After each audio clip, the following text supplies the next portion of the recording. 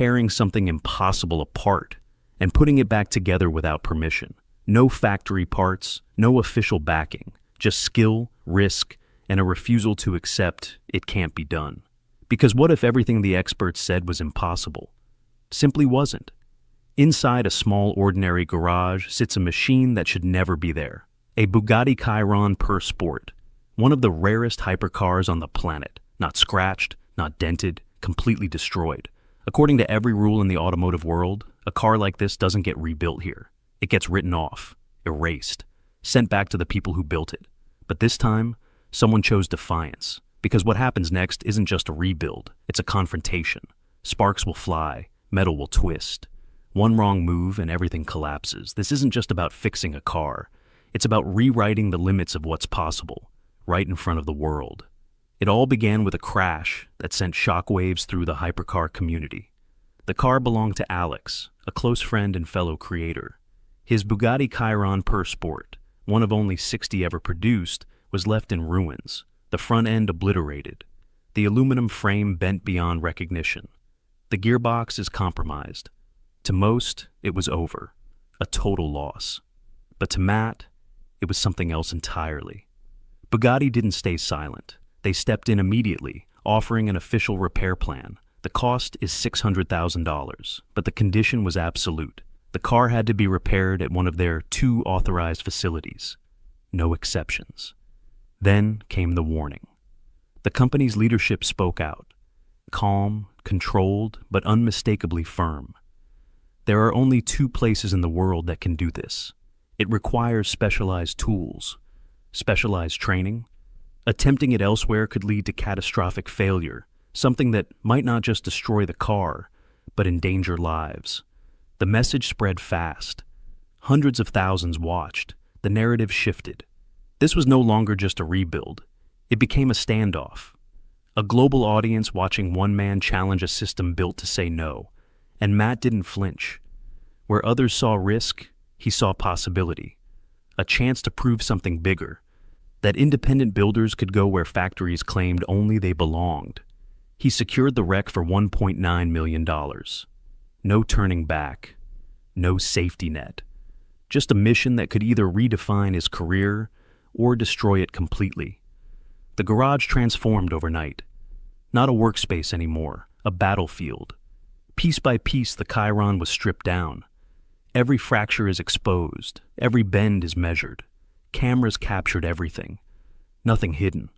The world watched as each decision unfolded in real time.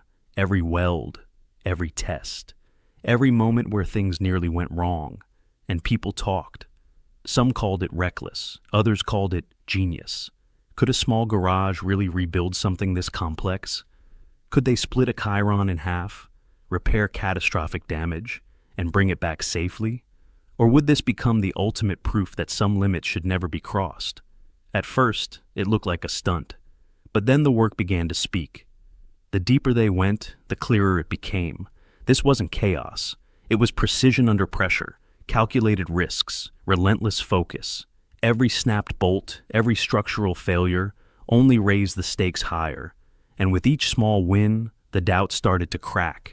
Because this wasn't just about fixing a machine anymore. It was about proving a point. Matt's mindset drove everything. Fearless but controlled. Every move is deliberate. Every step forward is earned. A bent mount was inspected. A weld holding under pressure. The first pieces are going back together. Small victories, but each one pushing against the impossible.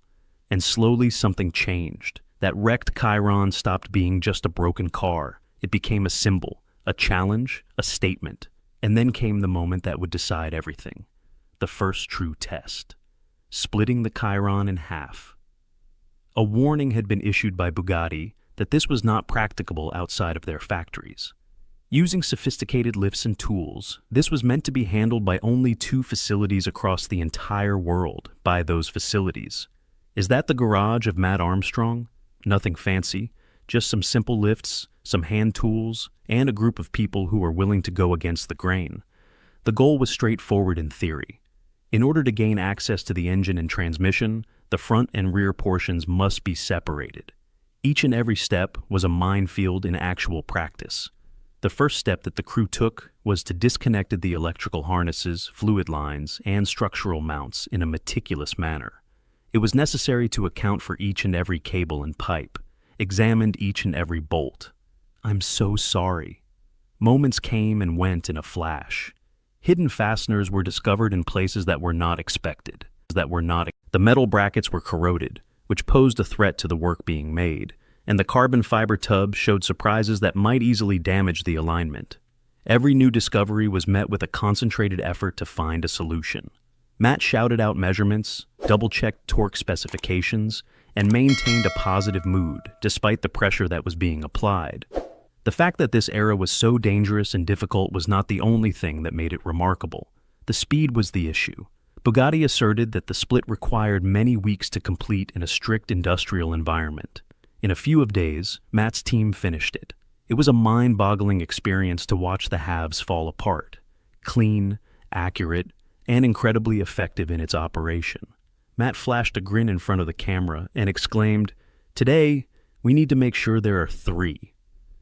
It was a win in both the physical and metaphorical sense, as evidenced by the fact that the halves were cleanly divided and were sitting next to each other in the workshop. The demonstration that manufacturing exclusivity might be contested via the application of expertise, tenacity, and inventiveness. The divide requires a great deal of attention to detail from a technical standpoint. In order to avoid misfires and short circuits, the fluid lines for the braking, coolant, and oil systems had to be drained and sealed, and the wiring had to be identified with great care. The engine mounts and subframe bolts were removed in a certain order in order to prevent the chassis from being bent or components that were worth millions of dollars from being damaged. Even seemingly insignificant errors could have quite serious repercussions. In the event that you make a mistake, the carbon fiber tub could break, the aluminum mounts could crack, or even worse, the car could become undrivable. Every single connection and disconnection was double-checked, filmed for documentation purposes, and assessed in real time by the team that Mat was working with. When it came to feelings, this stage was enormous. The tension was apparent, and the internet was watching at the same time. Skeptics were doubting. The oh-no moments turned into mini cliffhangers at every turn. Each and every bolt that succeeded in turning without any problems was a victory, and each and every tiny setback increased the anticipation for the subsequent task. What Mat had accomplished by the time the split was over was more than just separating the two sides of a hypercar.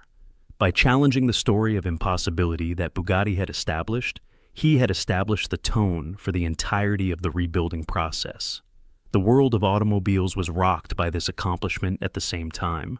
There is evidence of catastrophic devastation. As a result of the Chiron falling apart, it became difficult to overlook the entire magnitude of the damage caused by the collision. During the incident, the engine had been pushed forward, which resulted in the coolant pipe being crushed, and connections that were never intended to travel into an unexpected direction. Both sides of the cast aluminum engine and gearbox mount, which may be thought of as the very backbone that supports the powertrain, were fractured. A number of clean cracks appeared all over the mountain, much like scars, which demonstrated how severe the impact had been. After taking a look at the damage, Mat stated in front of the camera that the team immediately began meticulously scrutinizing each component. There was a thorough inspection of each and every bolt, bracket, and fluid line. What is the good news? There was no damage to the engine block that was deeper. In addition, there were no cracks in the pistons, no cylinder heads were broken, and the internal gearbox components appeared to be in pristine condition.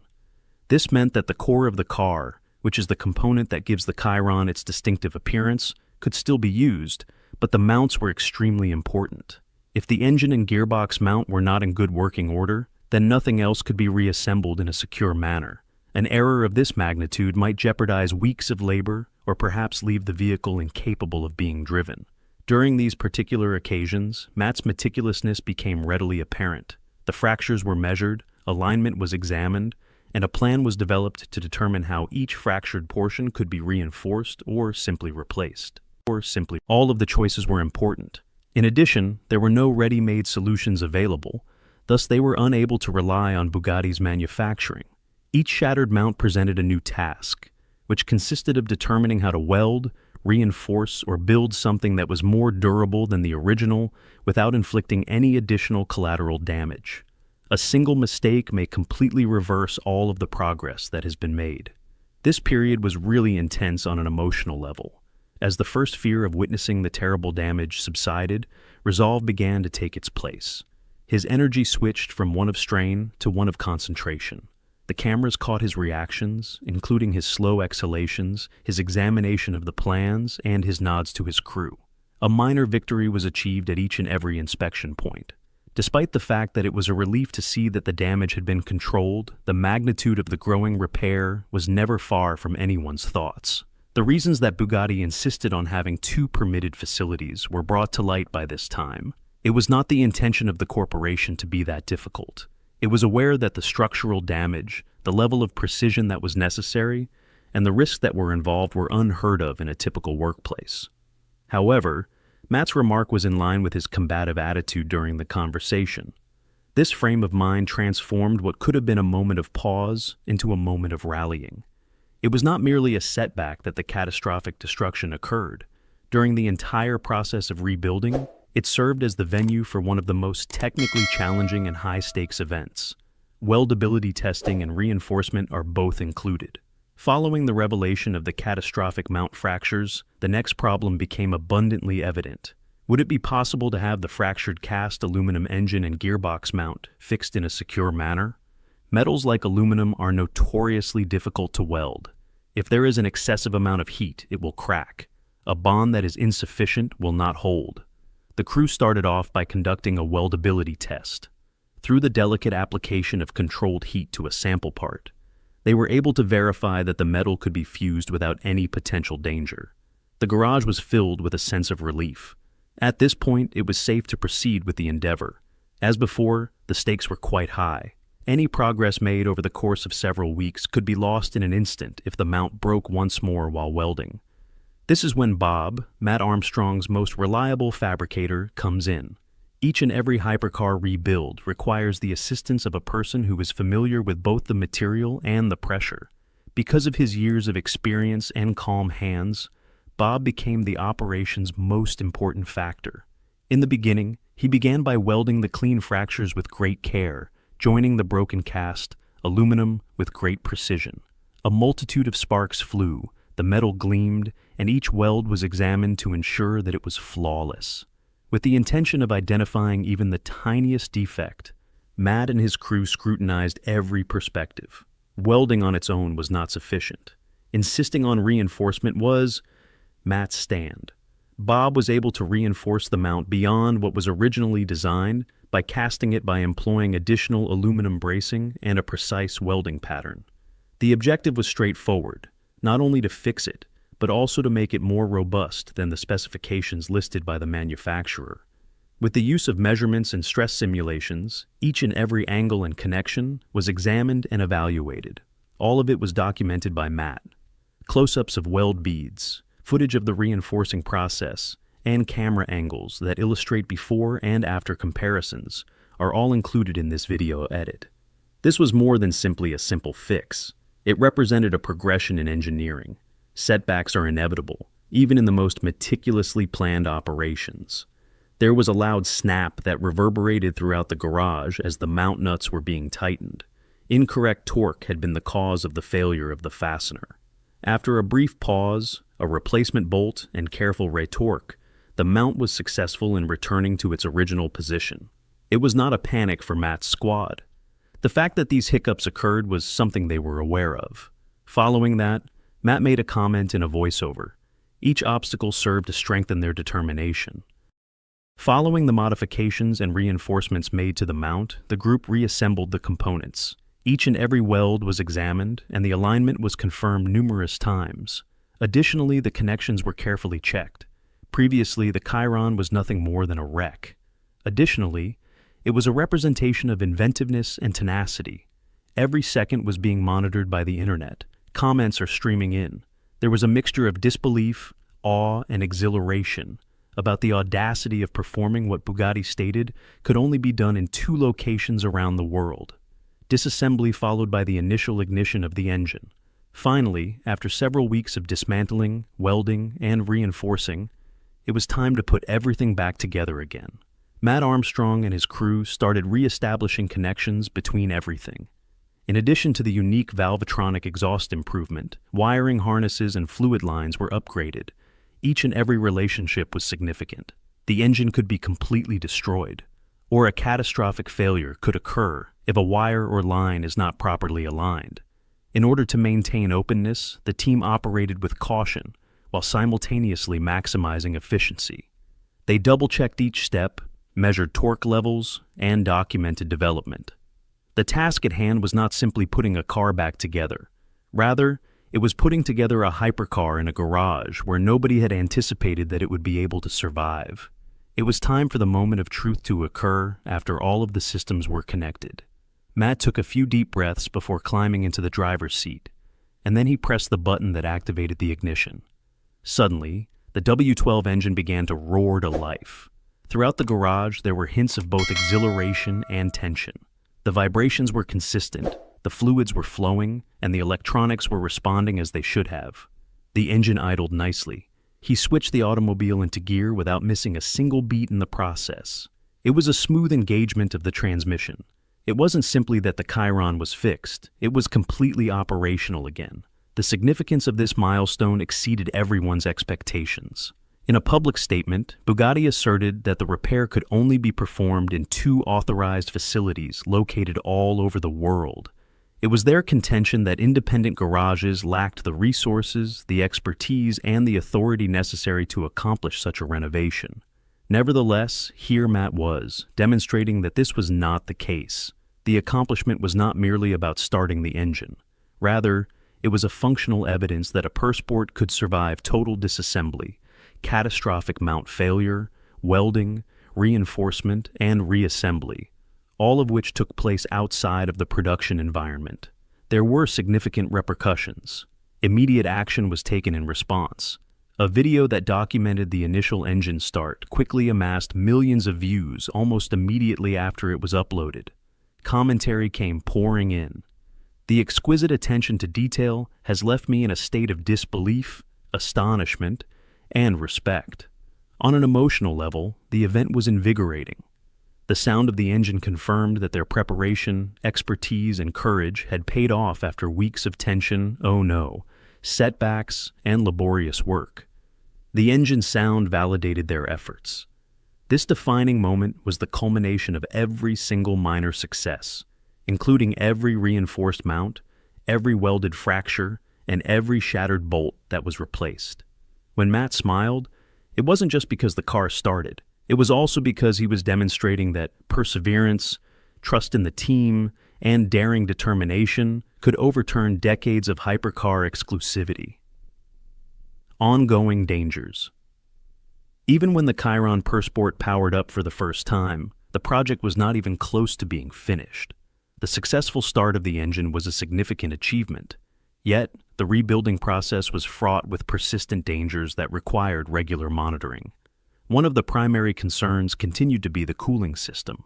It was possible that even a brief period of operation under those conditions may have resulted in significant damage to the engine. The initial test runs had been conducted without coolant being installed.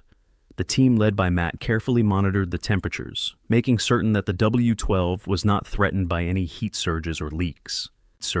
It would take weeks of careful labor to repair any mistake that could occur here.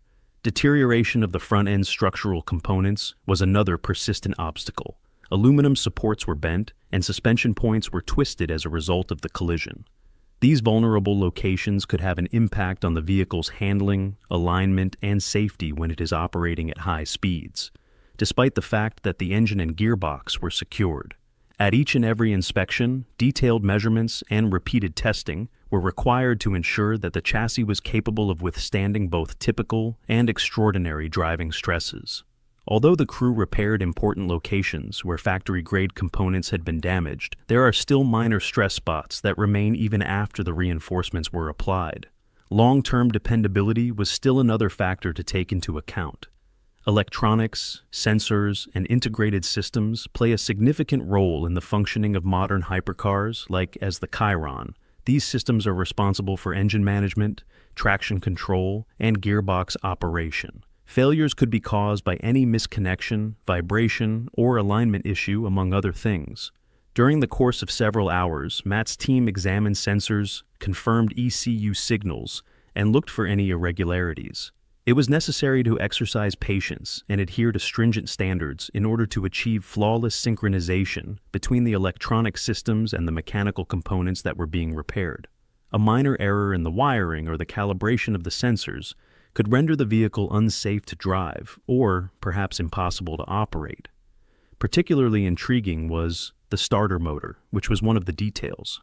A unit that was acquired from a Volkswagen Polo 1.9 TDWA was utilized in the reconstruction. This small engine part was modified so that it could function in the W12. Because of this option, both resourcefulness and danger were brought to light. In spite of the fact that it performed as expected, it brought to light the unique approaches that the team utilized in order to accomplish a rebuild outside of the plant. Each and every altered component was subjected to meticulous testing in order to guarantee compatibility and longevity. There was a change in how people saw the project. In the beginning, many people thought that the Chiron reconstruction was an audacious act, a demonstration of garage abilities, and a demonstration of bravado. Following the successful completion of the initial engine start and functional testing, the attention shifted to demonstrating the genuine functioning and long-term reliability of the system. The project went from being a spectacle to producing technical proof with each measurement, reinforcement, and system test that was performed. To demonstrate that independent workshops were capable of tackling components that were previously designated for factories, the garage had been transformed into a demonstration site. The team was aware of the stakes, despite the media attention and the excitement that was surrounding them. Despite the fact that it was operable, the vehicle was not even close to being roadworthy. All of the drives needed to be meticulously monitored, and each stress point needed to be examined. However, the persisting hazards highlighted the fact that recreating a hypercar outside of a factory was not a casual job. The work that had been done up until this point had demonstrated that it was possible. The task required self-control, expertise, and a state of constant vigilance.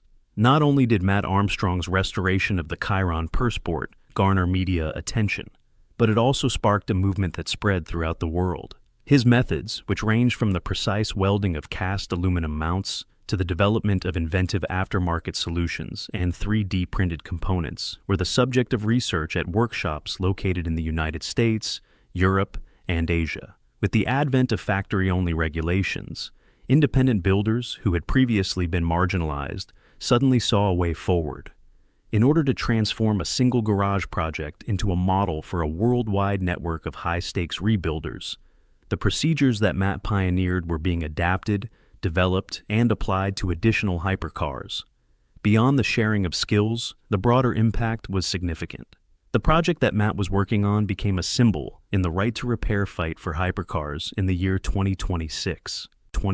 The European Union and the United Kingdom have already crossed the threshold of 50 signatures on petitions that demand that manufacturers stop blacklisting VYNs and refuse parts to independent workshops. These petitions cite his rebuild as a precedent. When a hypercar was wrecked, the only thing that could be done was manufacturer involvement. Nevertheless, the conversation has altered. The ability to fix one's own vehicle was not only feasible, but it was also a question of consumer rights. What began as a single individual questioning Bugatti's exclusivity eventually turned into a reckoning that affected the entire industry. In the world of exotic cars, Mat's defiance shown that it is possible to sidestep long-standing boundaries through the use of technical expertise, meticulous planning, and inventiveness. Currently, workshops all over the world have the feeling that they have the authority to push limitations, innovate, and challenge manufacturer monopolies on accessible repair services. In the garage revolution arc, there is more to it than just automobiles. Changing one's frame of thinking is in order. As the story progresses, it has shifted from being a stunt and a spectacle to being about practical proof and gathering together. As a concrete illustration of what can be accomplished when independent engineers refuse to accept limits, Mat's rebuild is now being acknowledged in online communities, online organizations, and forums that are dedicated to technical topics. His approach has sparked new partnerships, workshops that span international borders, and a culture in which inventiveness, rather than industrial permission, is the driving force behind advancement. The rules of hypercar repair have just been rewritten by Mat Armstrong, who transformed a shattered Chiron into a global inspiration when he did so. The garage revolution has arrived, demonstrating that the impossible is not an unattainable goal. Matty Clark signs off, St. Baffin Island residence. It enabled me to work harder than I thought possible. From the time I awoke until I went to bed, all I did was build my castle in the woods. Matty Clark, the man who hundreds of thousands of people recognize as the face of Scout Outdoors. For years, over 500,000 subscribers had watched him and Kelly Clark create a life that seemed out of a dream, restoring an abandoned house on a secluded island in Newfoundland. However, recently, something unexpected occurred, and once you hear it, the entire story begins to appear different. Stay with me till the end, because the whole tale of Scout Outdoors is far deeper, more intricate, more surprising than anyone anticipated. The secret. Matty Clark was ultimately unveiled. Many of Matty Clark's homestead movies appeared to depict a calm life behind the camera, but a closer inspection found that real life was much more stressful than the serene scenes implied. Beautiful views, calm woodlands, basic huts, and the prospect of living apart from the contemporary world made things appear simple. However, reality proved to be far more convoluted than most people had envisioned. A startling aspect of the story came from before the migration to Newfoundland. Back then, life in the Yukon had issues that were never depicted in the videos. The Yukon government took legal action after investigators learned that the property used to build a log cabin was public land that had been inhabited without permission. That alone posed an obvious question. How might someone build a full cabin on public land without encountering problems sooner or later?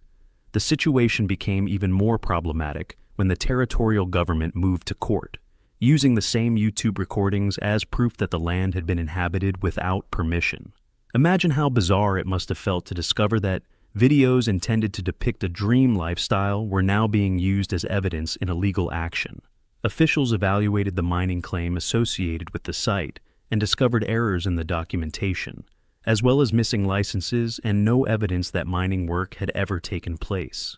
The claim could not stand without proof of legal use, so the order to remove the property was issued. The cottage, which had earlier appeared to be a symbol of independence, had to be disassembled piece by piece, and the off-grid setup, which appeared to be permanent, had suddenly become transient. Anyone hearing this couldn't help but wonder why none of this was ever captured on tape. Why keep such a significant conflict hidden for so long when the channel covered practically every other aspect of daily life? The solution seems to fall halfway between personal beliefs and legal fact. During the debate, Matty Clark sent an email to a territorial land manager that expressed his perspective on the subject. Instead of thinking like a trespasser, the message portrayed the duty as that of a custodian or steward of the land. That style of thought made sense from a personal standpoint, particularly for someone who valued living close to nature. However, the law worked in a different way. Permits, claims, and restrictions still existed, regardless of how tranquil the lifestyle appeared on television. Another detail made the situation even more unexpected. Videos frequently discussed solitude and social distancing. However, data revealed that the cabin was less than a kilometer away from other squatters residing in the same region. That prompted another quiet question. How realistic was the depiction of utter solitude in the videos? The concept of living a dream seemed powerful and exciting. However, government documents revealed a much more convoluted reality in which freedom came with consequences that could not be ignored. The content emphasized independence, adventure, and self-reliance, while the legal section offered a story about permits, laws, and duties that never made it into the final cuts. Money introduced another layer that many people overlook when watching off-grid films. Living far from cities appears to be inexpensive at first glance, but the actual figures reveal a different picture. Monthly expenditures can range from $500 to $2,000, with the lower end only working when practically everything is provided by personal effort, such as food, power, and repair. Starting with nothing costs even more. Land, shelter, tools, and basic systems can drive startup costs ranging from $10,000 to $500,000, with the majority of setups lying between $50,000 and $150,000. Even after tax benefits, installing solar panels can cost more than $10,000, not including batteries that must be replaced after a few years. Drilling a well can cost thousands extra, perhaps up to $15,000, depending on the ground. Septic systems cost another several $1,000s, and it doesn't include gasoline for generators, replacement parts, broken tools, or treks into town for supplies. When I look at those data, one question readily arises. How many individuals who view those serene videos realize how much money is behind each quiet moment captured on camera? Daily existence off-grid necessitates continual attention in ways that are rarely captured in edited footage. Power systems need to be checked. Water systems require cleaning. Roofs require repair. And equipment problems do not wait for a convenient time. A damaged generator in the city requires calling a repair agency. However, a broken generator in the countryside can result in days without power. Batteries degrade with time, pipes freeze, vehicles break down, and every problem becomes your responsibility. That kind of pressure builds gradually, and the camera does not always portray the stress that comes with knowing that every system must function well, or life would become extremely tough very quickly. Another concept naturally occurs to mind. How comfortable can off-grid living truly be when every day is dependent on equipment, weather, and supplies going as planned? Storage, transit, and maintenance costs accumulate over time, particularly in remote places where each journey necessitates gasoline and planning. Spare parts must be kept on hand because delivery can take several weeks. Tools must be kept in good working order because help is not always available. The vision that previously appeared to be perfect independence begins to resemble a full-time obligation that never actually goes off. None of this implies that the dream is fabricated, but it does come with a side that is rarely seen in the finished footage. Seeing the legal battle, the financial pressure, and the ongoing effort behind the scenes alters the way the entire lifestyle seems. Instead, than simply escaping modern life, the reality is more like exchanging one type of stress for another. That discovery makes the entire story feel more human and real, since the calm existence everyone's seen on camera suddenly appears to have a deeper layer beneath it, which viewers had never noticed before, and understanding that transformation helps explain what can happen next. What this means for Skewed Outdoors going forward. A huge update just changed the course of Skewed Outdoors, and the news was both exciting and shocking. Maddie and Kelly revealed Kelly's pregnancy, and that revelation alone prompted many viewers to pause and consider what this meant for the channel's future. A little baby due to arrive in around 8 months seems like good news, but it also makes one worry how life on a secluded island will work with a newborn around. A simple question springs to mind very quickly. How can a homesteading channel remain consistent if a baby enters the picture? The entire voyage began with 2 people establishing a life away from the bustling world, focusing on survival, construction, and daily island life. Now, the scenario is gradually shifting toward family life, which usually presents new obstacles. Some people who saw the message were pleased, while others were concerned, and this mix of emotions sparked a lengthy discussion online about what might happen next. One of the most common worries raised was about the birth process. Living on a remote island may appear quiet, but when it comes to something as significant as childbirth, serene can suddenly become perilous. Many people started asking the same questions over and over. What happens if something goes wrong and there are no emergency services nearby? The Burin Peninsula in Newfoundland already has a long waiting list for midwife services, and sources indicate that no active midwives are currently practicing there. Kelly was also said to have been working with a doula online, which helped a little but left many people dubious. Online information can help with preparedness, but can it truly substitute medical treatment in an emergency? That question remained in the thoughts of many followers. Some talks even claimed that the couple was contemplating an unassisted birth, which heightened the intensity of the topic. Giving birth without direct medical assistance always makes people uncomfortable, and the idea that it could happen on a distant island made the scenario considerably more dramatic. Nobody wants to imagine a frightening situation during what should be a happy occasion, which is why the subject kept coming up.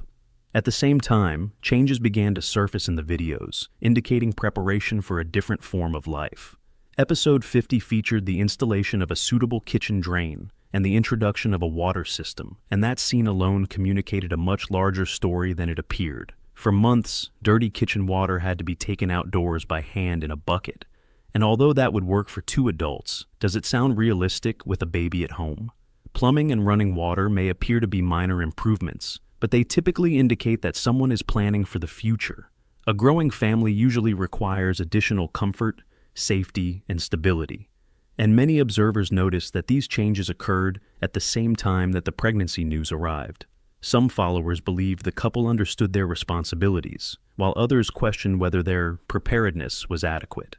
After all, constructing a homestead is one thing, but raising a child in that atmosphere is something different. Another topic that came up repeatedly in conversations was Matty, and how prepared he will be for parenthood once the baby arrives. Some online comments appeared lighthearted at first, but had severe implications underlying. One user quipped that Matty didn't even know what a baby bathtub looked like, which prompted others to ask a more serious question. How prepared are you for the reality of caring for a newborn without experience?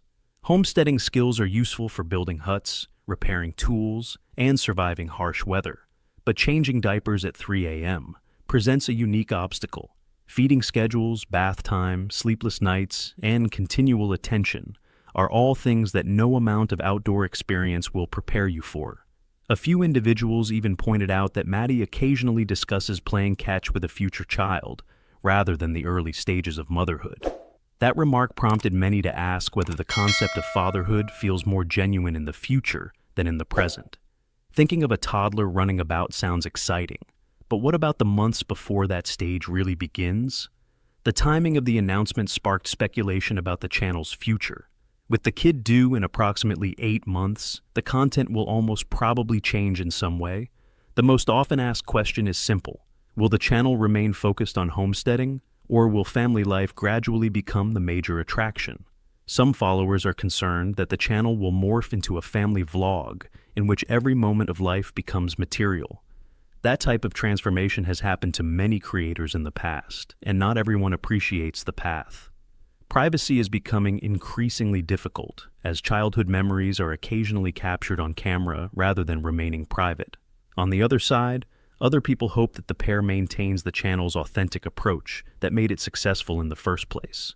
Building a life on an island, acquiring new skills, and displaying genuine challenges was what drew attention in the beginning, and losing that sensation might change everything.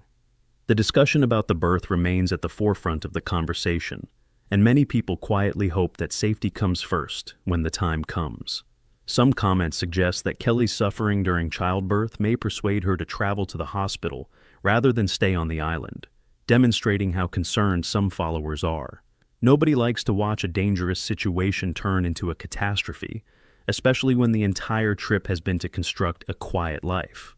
Although 8 months may appear to be a lengthy time, childbirth preparation always feels quicker than anticipated. Every new episode now feels like a gradual countdown, and with each minor alteration in the videos, people begin to pay closer attention than ever before. As the big moment approaches, everyone wonders what this channel will become once the baby arrives. Stay with me to the finish, because the actual takeaway starts here. Lessons from Matty's discovery. A long and honest talk followed about the contrast between the goal of off-grid life and the reality that many people never see online. And the more Matty's experience was revealed, the more the overall idea began to sound very different from the picture normally given on camera. Many people see off-grid living as freedom from debts, peace from stress, and comfort from rules. But does life really function that way when the cameras are turned off? Matty's predicament demonstrated that the most common misconception about off-grid life stems from the assumption that modern comfort can be maintained even after leaving the grid. More than 200,000 Americans have chosen some sort of off-grid living. Yet, something intriguing keeps popping up when experienced off-gridders speak candidly. Most genuine off-gridders never appear on YouTube at all.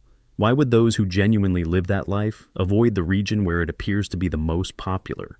Often the answer is as easy as one thing. True off-grid living requires time, work, patience, and continual attention, and life becomes more difficult when every moment must be videotaped, processed, and converted into content. Many longtime off-gridders claim that living and performing simultaneously alters behavior. Instead of prioritizing survival, comfort, and routine, attention gradually changes to what appears good on camera.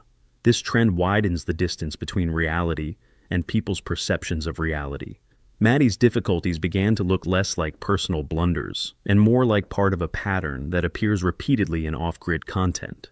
Polished films typically make everything appear smooth, straightforward, and clean. But how much work is left out before the finished video is posted online? Think about something as simple as laundry. Newcomers frequently discuss innovative washing machines, hand-powered gadgets, and smart barrel and pipe systems. Those concepts sound intriguing at first, but experienced off-gridders typically discuss a very other problem. How do you dry clothes when the weather refuses to cooperate? Many regions do not allow garments to dry completely outside for about half of the year. Rain, snow, chilly air, or high humidity can dampen garments for days. What happens inside a little house with so little space? Drying racks take over the space. Wet fabric hangs everywhere. Living space begins to feel more small. Nobody discusses that element in popular videos, so how will newcomers know what daily life is truly like? Another topic that comes up in honest conversations is how social media generates expectations that cannot exist in real life. Expensive solar installations, pristine cabins, spotless kitchens, and stunning sunsets appear repeatedly on TV. But how frequently do cameras remain active during equipment failure, inclement weather, or days when nothing works? Outdoor life requires a lot of trial and error, but the majority of it is never seen in the finished footage. Why be frustrated when success attracts more viewers? Why depict hardship when comfort appears better in a thumbnail? Over time, the audience comes to believe that off-grid life is always serene, despite the fact that real life rarely remains flawless for long. Full-time off-gridders frequently remark openly about online content, and many regard most off-grid videos as clickbait or product advertising rather than actual life. That opinion may appear harsh at first, but does it make more sense when you consider how many films focus on gear rather than daily routine? Some designers market tools, gadgets, and systems that cost thousands of dollars, while many experienced off-gridders argue that such technology is never needed in real life. Why would so many products feature in videos if not for sponsorships, collaborations, or the need to keep viewers engaged? Decisions can gradually shift as attention and attitudes get ingrained in one's lifestyle. Instead of asking what works best, consider what appears best on screen. Instead of questioning what seems comfortable, what will increase engagement? That transformation may not occur immediately, but if stats, comments, and views begin to matter, the distinction between real life and performance can become difficult to discern. Maddie's story fits into the wider context in a way that makes the situation more understandable. Instead than one person making wrong decisions, the scenario appears to be the outcome of chasing a seemingly simple notion that quickly becomes convoluted. The dream depicts calm mornings, fresh air, and complete independence, but the reality requires forethought, patience, and constant problem solving. Perhaps the most fundamental question arising from all of this appears to be quite easy.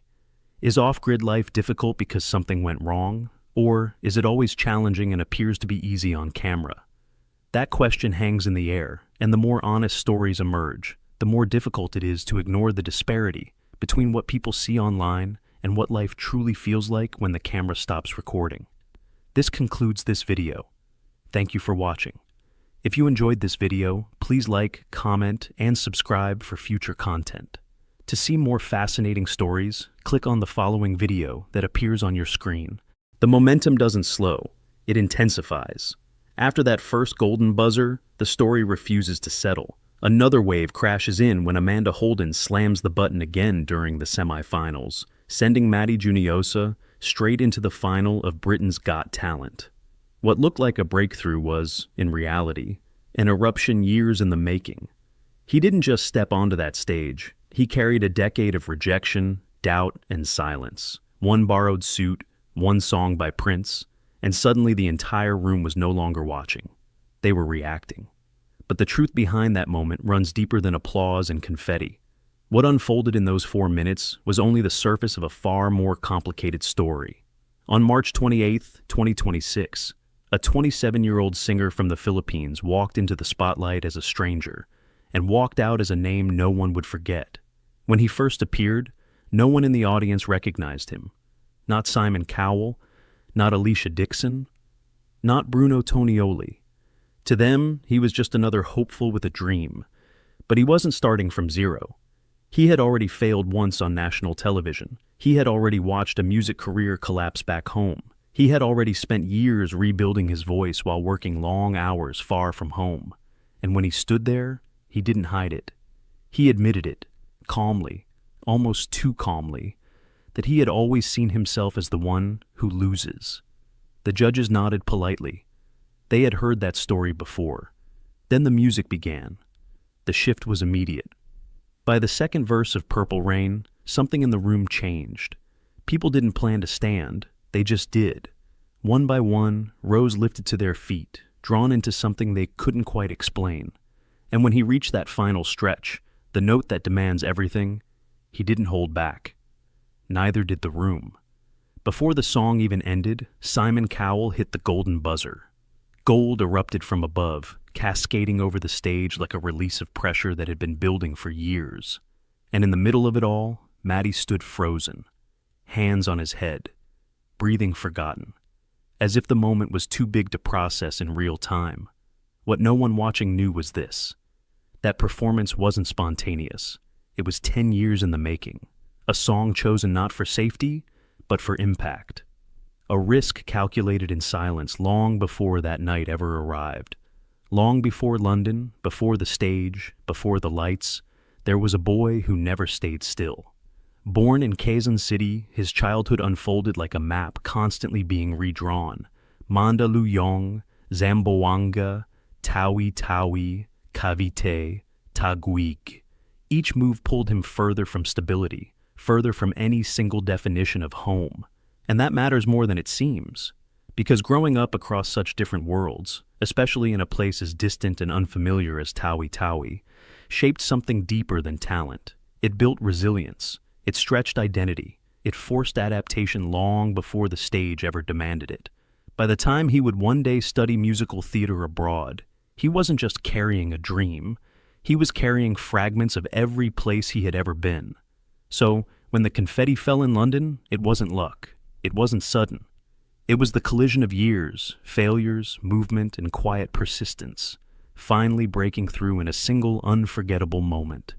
Through every move, every unfamiliar street, every new classroom where nothing felt permanent, one thing refused to be left behind: his voice. It followed him everywhere, steady and unshaken. From the age of 5, he sang for anyone who would listen, not for applause, but because he couldn't stop. By the time he reached St. Paul College of Makati, music had already crossed a line. It was no longer something he did. It was who he was becoming.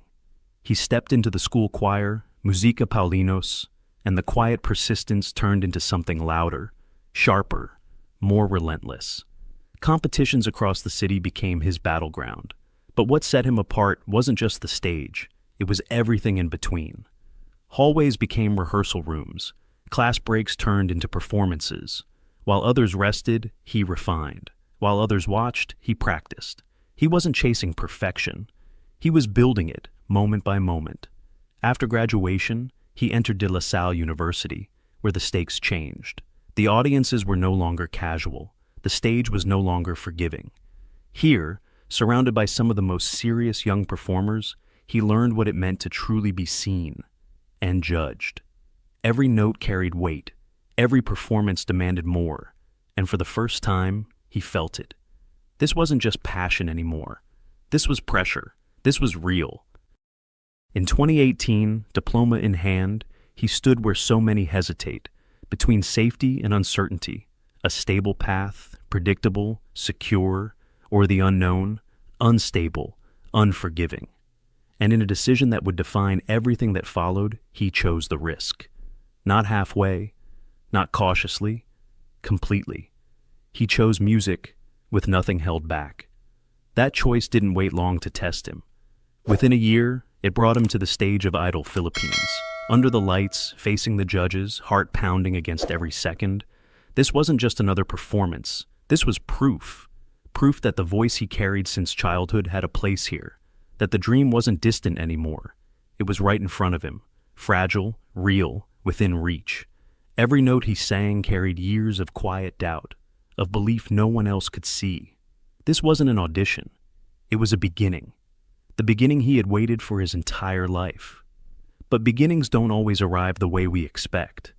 Because standing there, chasing everything he had ever wanted, he had no idea that this same stage was about to break him, in front of an entire nation. The first fall came fast. When Idol Philippines aired in 2019, the scale was massive. Thousands came forward, chasing the same dream. Only 69 advanced. He was one of them. On the judging panel sat giants: Regine Velasquez, a legend whose voice defined generations, and Moira de la Torre, a chart-topping force in modern music. The stakes were no longer personal. They were national. At just 20 years old, newly graduated, carrying the weight of past struggles he was still trying to outrun, he walked into that competition believing this was it, his moment. And for a while, it looked like it might be. He pushed forward, step by step, until he reached the top 12 live shows. Then came the first live round. Each finalist was tasked with performing the work of Ryan Kaya Biab, a legend in his own right, mentoring them personally before they stepped into the spotlight. But talent alone wasn't enough. The system was unforgiving. 50% of judges, 50% public vote. Skill mattered, but popularity could decide everything. And that was the gap he couldn't close. No massive fan base, no viral moment, no army waiting at home to carry him through each round. Just his voice, strong but alone. When the results came in, the numbers didn't lie. 50.5%. The lowest score among all 12 finalists. In a single moment, everything shifted. Alongside one other contestant, he was eliminated. Just like that. No build-up. No second chance. Just silence where momentum had been. The stage that was supposed to launch him had just sent him home.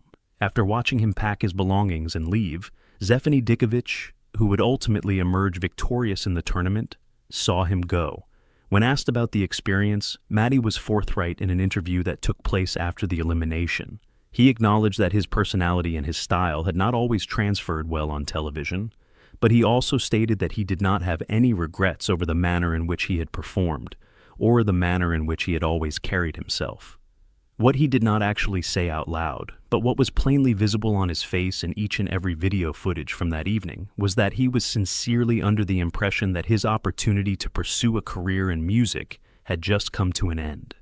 He had no way of knowing that the most peculiar part of his career was going to start in the most unanticipated location, which was the trio that were responsible for providing the soundtrack for the conclusion of a drag race. The same network that had sent him home made the decision to bring him back. This decision was made within a few weeks following his elimination, as a result of the producer's decision to combine him with two other finalists from the same season, namely the runner-up Lucas Garcia and another top 20 candidate named Enzo. The three of them came together to form an all-male singing trio that they called iDolls. It was a second opportunity for a young talent who had just been voted off live national television, which is something that the majority of individuals in his position never get. As time went on, the trio began to make appearances on Filipino variety shows, provide cover performances, cultivate a tiny but devoted fan following, and gradually transform into something that appeared to be approaching the status of a legitimate career.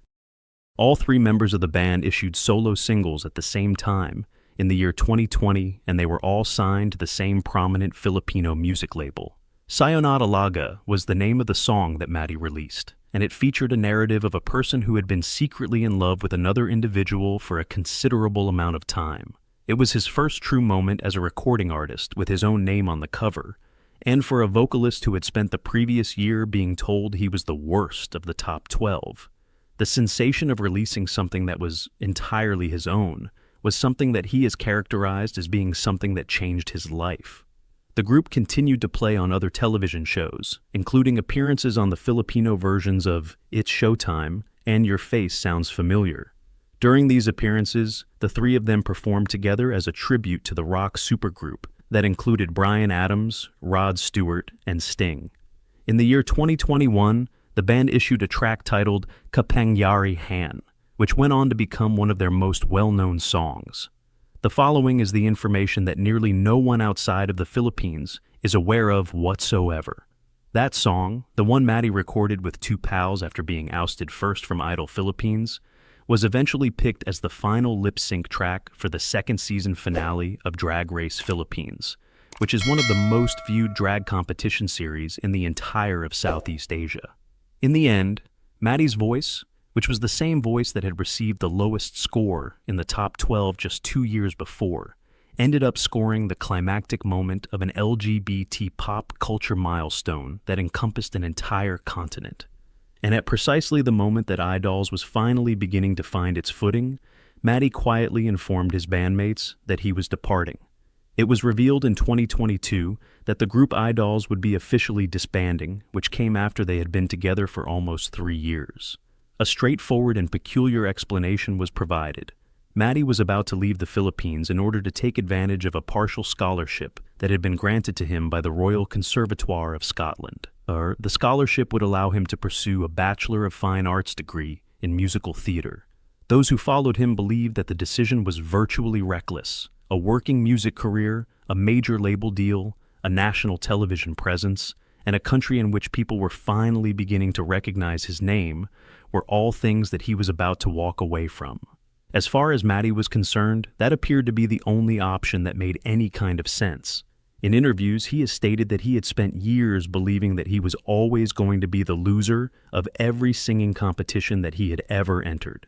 He has also stated that the only way for him to silence that voice in his head was to begin completely from scratch, in a country where nobody knew his name, and in a program that would force him to become something other than just a singer. He arrived in Glasgow with a scholarship that was only partially funded, and a list of costs that he was unable to pay for at the time. In order to maintain his financial stability, he decided to take on a part-time job as a waiter. He worked shifts in the kitchen of a restaurant while simultaneously attending full-day acting classes, dance classes, vocal coaching, and rehearsals at the conservatoire. In one of the most candid interviews he gave during that time period, he described his first year in Scotland as both being the most challenging and the most satisfying year he had ever lived through. There was a fresh chill. This was a new accent. This was brand new food. This was a new experience for him, as he was the only Filipino student in the majority of his classes. And behind it all, the continual pressure of knowing that if he failed out of the program, he would have nothing to return to. This was the driving force behind everything. But he continued on. Every single theater role that the school would allow him to audition for, he auditioned for.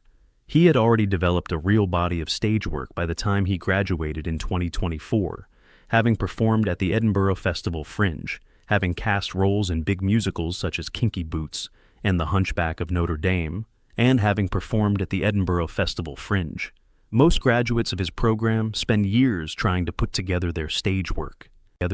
After that, he went straight back to his job as a waiter, carrying his certificate in his palm and being mindful of the fact that his student visa was slowly dwindling, due to the fact that this is what the majority of graduates of musical theater actually do. This is the audition. He had a plan for a period of 2 years. Matty Juniosa's mentality shifted from that of a contestant to that of a strategist at some point in time between the time he graduated in 2024 and the time he eventually sent in his audition film to Britain's Got Talent. According to what he has stated in his own words, he did not go into the audition for the show without any prior knowledge or preparation. After sitting down, he took a look at Simon Cowell. He spent a significant amount of time watching footage of Simon judging on various competition forms, particularly American Idol, in an effort to gain an understanding of the type of vocal performance that could truly touch him.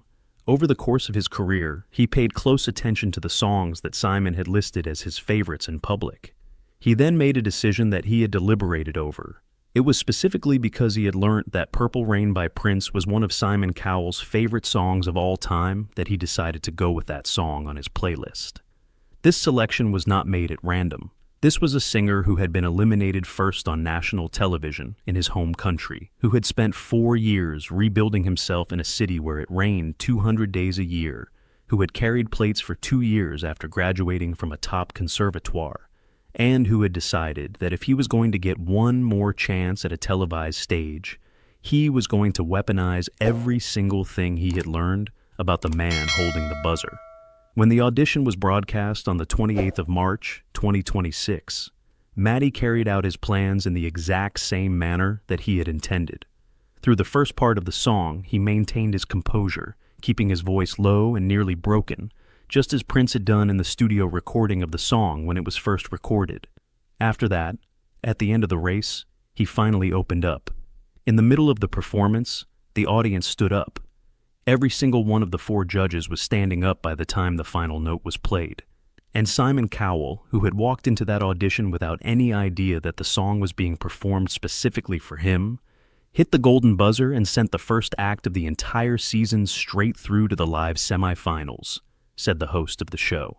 What Matty did next, on the other hand, would make even those individuals who had been pulling for him from the very beginning of the game surprised. Within a few hours of the audition being broadcast, the video clip started making its way to locations that nobody at Britain's Got Talent had anticipated. Almost immediately, news websites in the Philippines began reporting on the tale. Fans from the Philippines, who had previously rejected him from the Idol Philippines competition 6 years earlier, were now reposting his audition with an apology attached. In the year 2021, longtime followers of American Idol started posting side-by-side footage of him singing with Lucas and Enzo. These films were placed next to the moment that Simon Cowell pressed the golden buzzer in the year 2026, as the audience of Drag Race Philippines began to piece together the fact that the man on stage was the same voice that had soundtracked one of their greatest cultural moments. They realized that they had grown up listening to Kapang Yarihan playing in a Finelli lip sync. The audition circulated across WhatsApp groups at a rate that the majority of British viewers will never completely comprehend. It spread across nursing homes, construction sites, and call centers in every place that has a Filipino diaspora. Matty has already stated that he is preparing a totally different kind of performance for the next stage, which is the semifinals, which were scheduled to begin in late April 2026. He is planning something with a louder sound and a wider blend of styles, with the intention of demonstrating that the golden buzzer was not an accident. He is moving away from the soft, broken, emotional tone that characterized his audition. He is under a tremendous amount of pressure. First golden buzzer acts nearly always carry the highest expectations of any contestant in a season, and the British audience is notoriously quick to turn on performers who peak in their first appearance. This ensures that the first golden buzzer acts are always the most anticipated. Nevertheless, the more profound reality of Matty's experience is that he is not unfamiliar with any of it. The kinds of obstacles that put an end to most people's careers before they ever get started have already been experienced by him. First eliminated on national television, a record deal that was eventually lost to another competitor, as a result of leaving a nation, a label, and a trio that had previously felt like everything in the world. Starting afresh was no longer something that frightened him. It had become his routine. The young man from Quezon City simply continued to travel. When he was at his lowest point, he carried 240 pounds, both physically and emotionally. In the top 12 contestants on Idol Philippines, he finished in last place. It was a far cry from the life he had envisioned for himself when he graduated from one of the most prestigious conservatories in the world and spent the next 2 years carrying plates. However, he never ceased being a rebuilder. His physical frame, his voice, his self-assurance, and his identity. After a series of repeated attempts, he is now, for the very first time, standing still. Deborah Lee Finesse has taken a jab at her ex-husband Hugh Jackman after announcing her divorce. She is speaking for the first time about what she describes as a journey of betrayal. Hugh Jackman spent nearly 3 decades telling every reporter, audience, and camera that pointed at him that his wife was the best thing that had ever happened to him. He repeated it so often that the world accepted it as one of Hollywood's few genuine love stories. The divorce was finalized on a Monday in June 2025. Within months, he was allegedly planning a wedding with someone else. Deborah Lee Finesse, the lady who was there before the celebrity, before Wolverine, and before everything else, has spoken. And what she chose to say after nearly 2 years of silence is the kind of thing that makes you go back and look at every public statement he ever made about her, wondering how long the gap existed between what he was saying and what was actually true. The wedding that reopened everything. Before delving into what Deborah Lee really said, it is important to understand what motivated her to say anything at all. She didn't say much for over 2 years after the split announcement. She conducted one interview. She attended a film screening. She let the tale run in tabloids without adding to it. That kind of prolonged public silence from a lady who had every right to speak is in itself a statement, and it made the moment when she eventually spoke all the more significant. What shattered the stillness wasn't the separation. It was not a divorce filed in May 2025. It was the quickness of what happened next. In late 2025, reports surfaced that Hugh Jackman had proposed to Sutton Foster on a New Year's holiday in Costa Rica. According to accounts, he informed acquaintances about the engagement even before Sutton's divorce from screenwriter Ted Griffin was finalized. By early 2026, entertainment outlets were speculating that the couple was planned a modest private wedding in New York, with Ryan Reynolds supposedly serving as best man, and a guest list primarily comprised of Hugh's Australian circle. Then came the specifics, which sources close to Deborah Lee described as the sharpest part of it all. Hugh apparently had no intention of signing a prenuptial agreement with Sutton, despite possessing a fortune valued at $387 million from his previous marriage, a fortune that was built in large part during the years Deborah Lee was by his side, raising their children, relocating across the globe for his career, and providing the kind of stable domestic foundation that allows a person to focus solely on becoming one of the world's most famous movie stars. The absence of a prenuptial agreement with a new partner following a marriage of that length and financial scale is the type of detail that requires no further explanation to land. It lands completely on its own.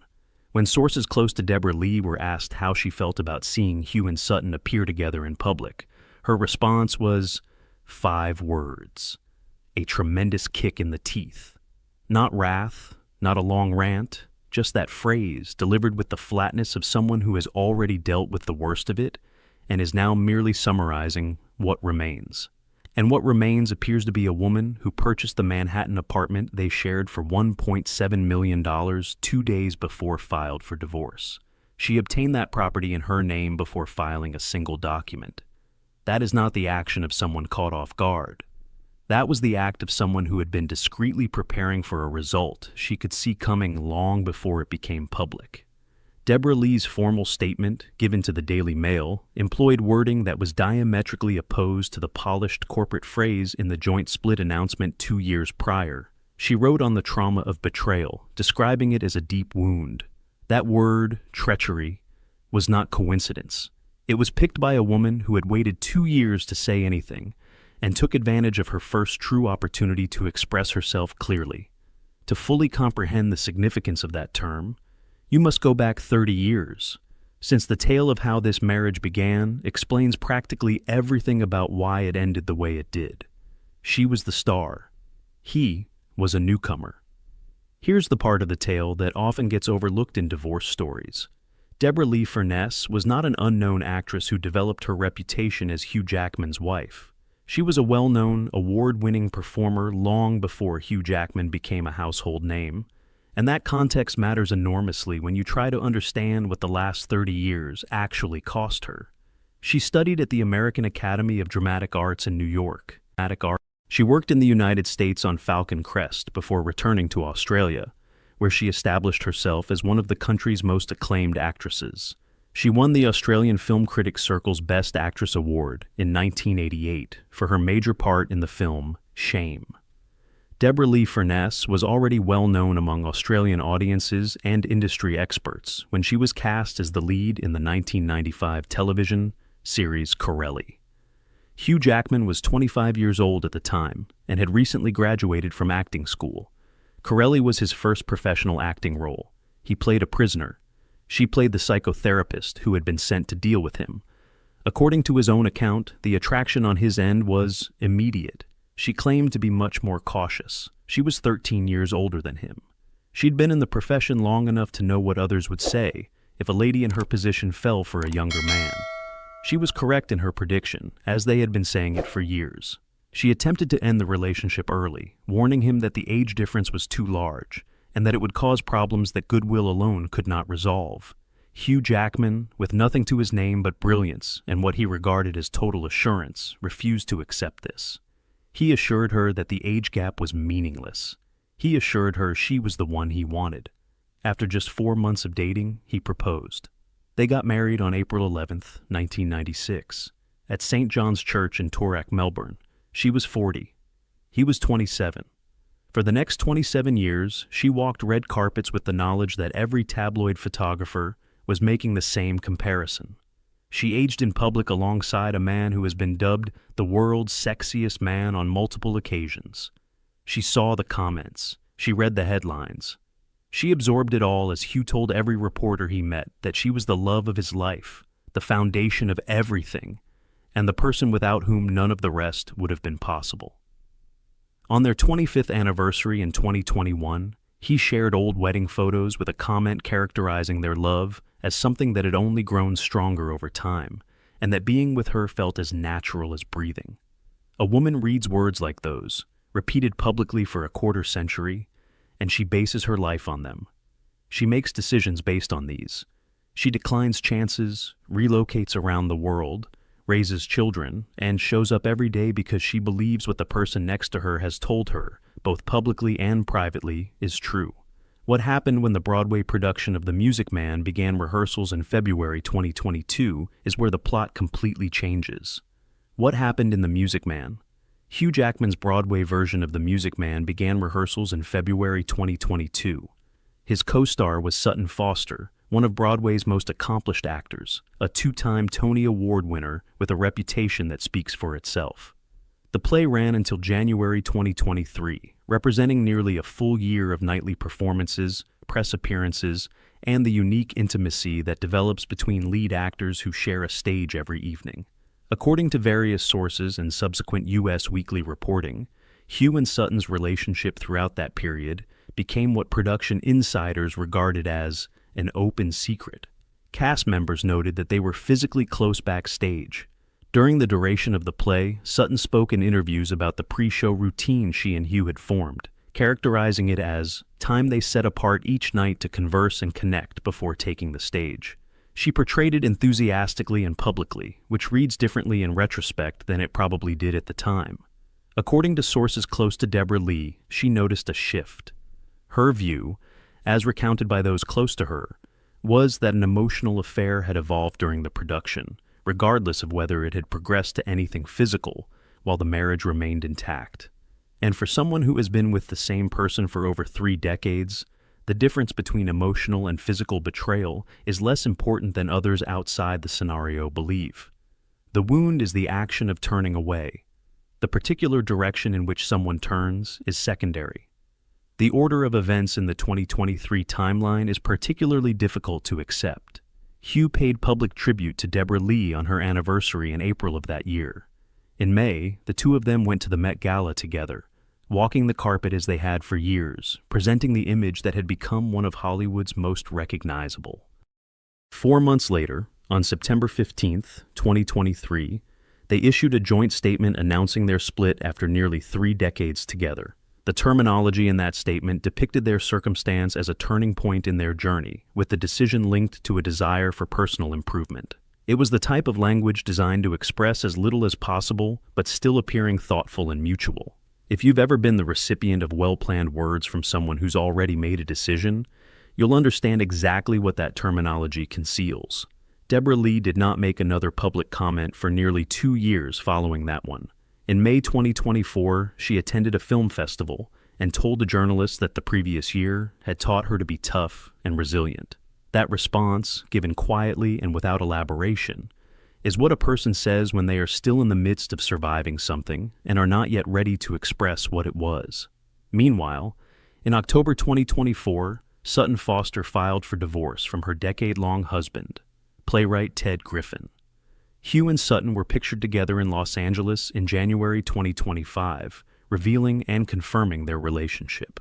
Whatever existed between friendship and something more during The Music Man's performance was now public. Divorce, penthouse, and paper trail. The financial architecture of the Jackman divorce tells its own story, and it is worth investigating in depth because Deborah Lee's moves in the days preceding filing reflect a lady who knew exactly what she was doing and had carefully considered how to protect herself. Deborah Lee paid $1.7 million on May 21, 2025, 2 days before filing for divorce, to take sole ownership of their Manhattan apartment. She didn't wait to see how the asset partition would turn out. She relocated first, registered the property in her own name, and then filed. That sequence is deliberate. It reflects legal and financial preparedness, which does not occur overnight. The divorce was finalized in early June 2025. Hughes' total married wealth was believed to be $387 million, collected over nearly 3 decades, and comprised his X-Men franchise revenues, Broadway work, various sponsorships, and the couple's mansions in Manhattan, the Hamptons, Australia, and England. The estate split has not been fully published, but the general scope of what was being divided underlines how much had been developed over the course of 27 years. Deborah Lee's public statement, issued around the time of the filing, was the first time she spoke in anything close to clear words about what transpired. She wrote on the trauma of betrayal, describing it as a deep wound. She expressed empathy for those who had been in similar situations. The statement was brief, but it used the word betrayal twice, which is not surprising given that a person has had nearly 2 years to decide what to say and how to say it. Hugh and Sutton's reactions to what came next apparently produced their own tension.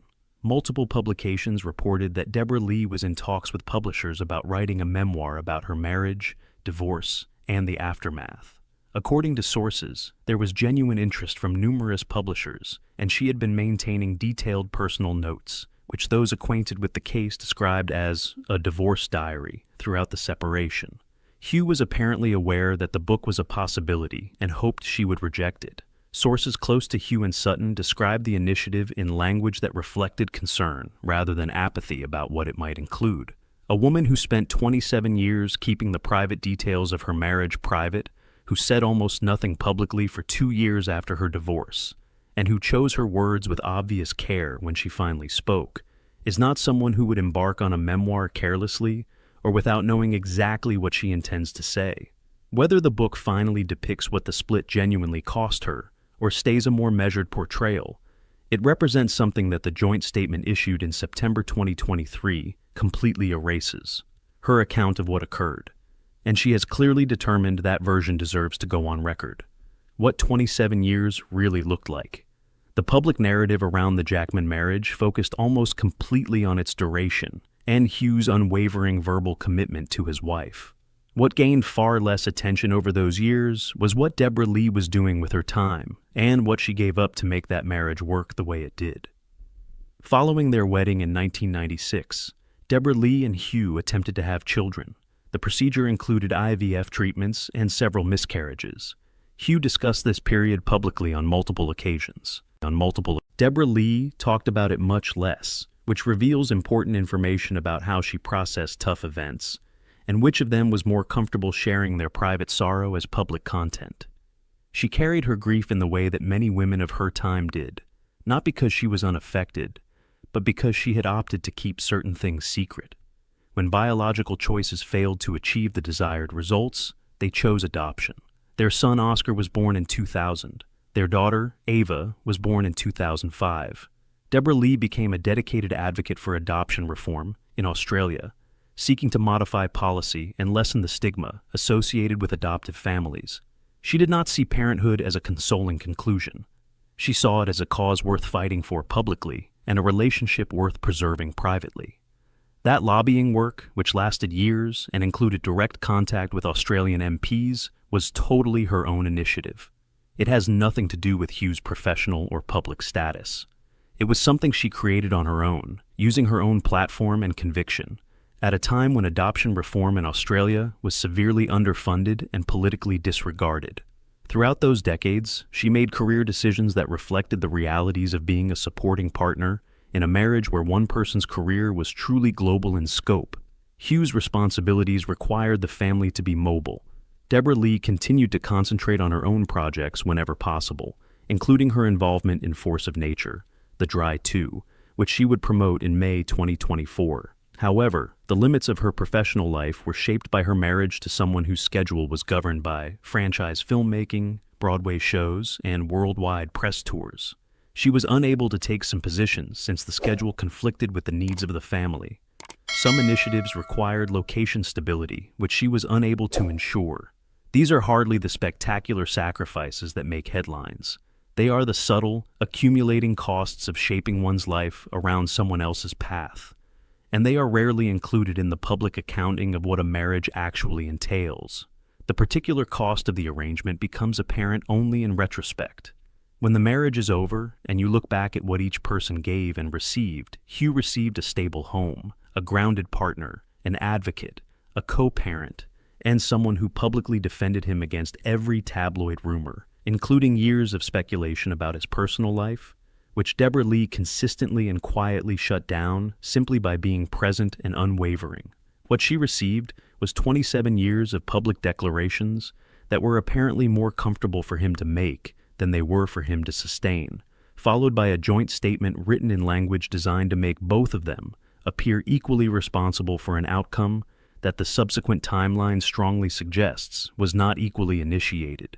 She was the one who tried to walk away at first because she could see the danger. He talked her out of it. 27 years later, the person who departed was not the one who had been hesitant to stay. Now it's time to hear from you. Deborah Lee Furness spent 27 years proving every cynic incorrect about whether her marriage would continue, and it still ended as it did. What does that suggest about whether public expressions of love reveal anything meaningful about a relationship? Is it betrayal if she publishes a biography and tells the entire story in her own words? Or is it simply the only aspect of this scenario that she has complete control over? Please share your ideas in the comments below. If you enjoyed this video, please like and subscribe to our channel. To see more interesting tales like this, click on the next video that appears on your screen. You never know what you're going to uncover next. I recently bought a destroyed Ferrari 812 super fast, and we're about to try to fix it in 24 hours. You pay 100,000 British pounds on a crashed Ferrari. You spend months rebuilding it and transforming it into something no one on earth has ever made before. You're so close to starting it up, but Ferrari looks you dead in the eyes and says no. Mat has been shut down by a supercar brand before. Remember Bugatti? That was terrible. What Ferrari just did. The community claims it's far worse. Let's explain why.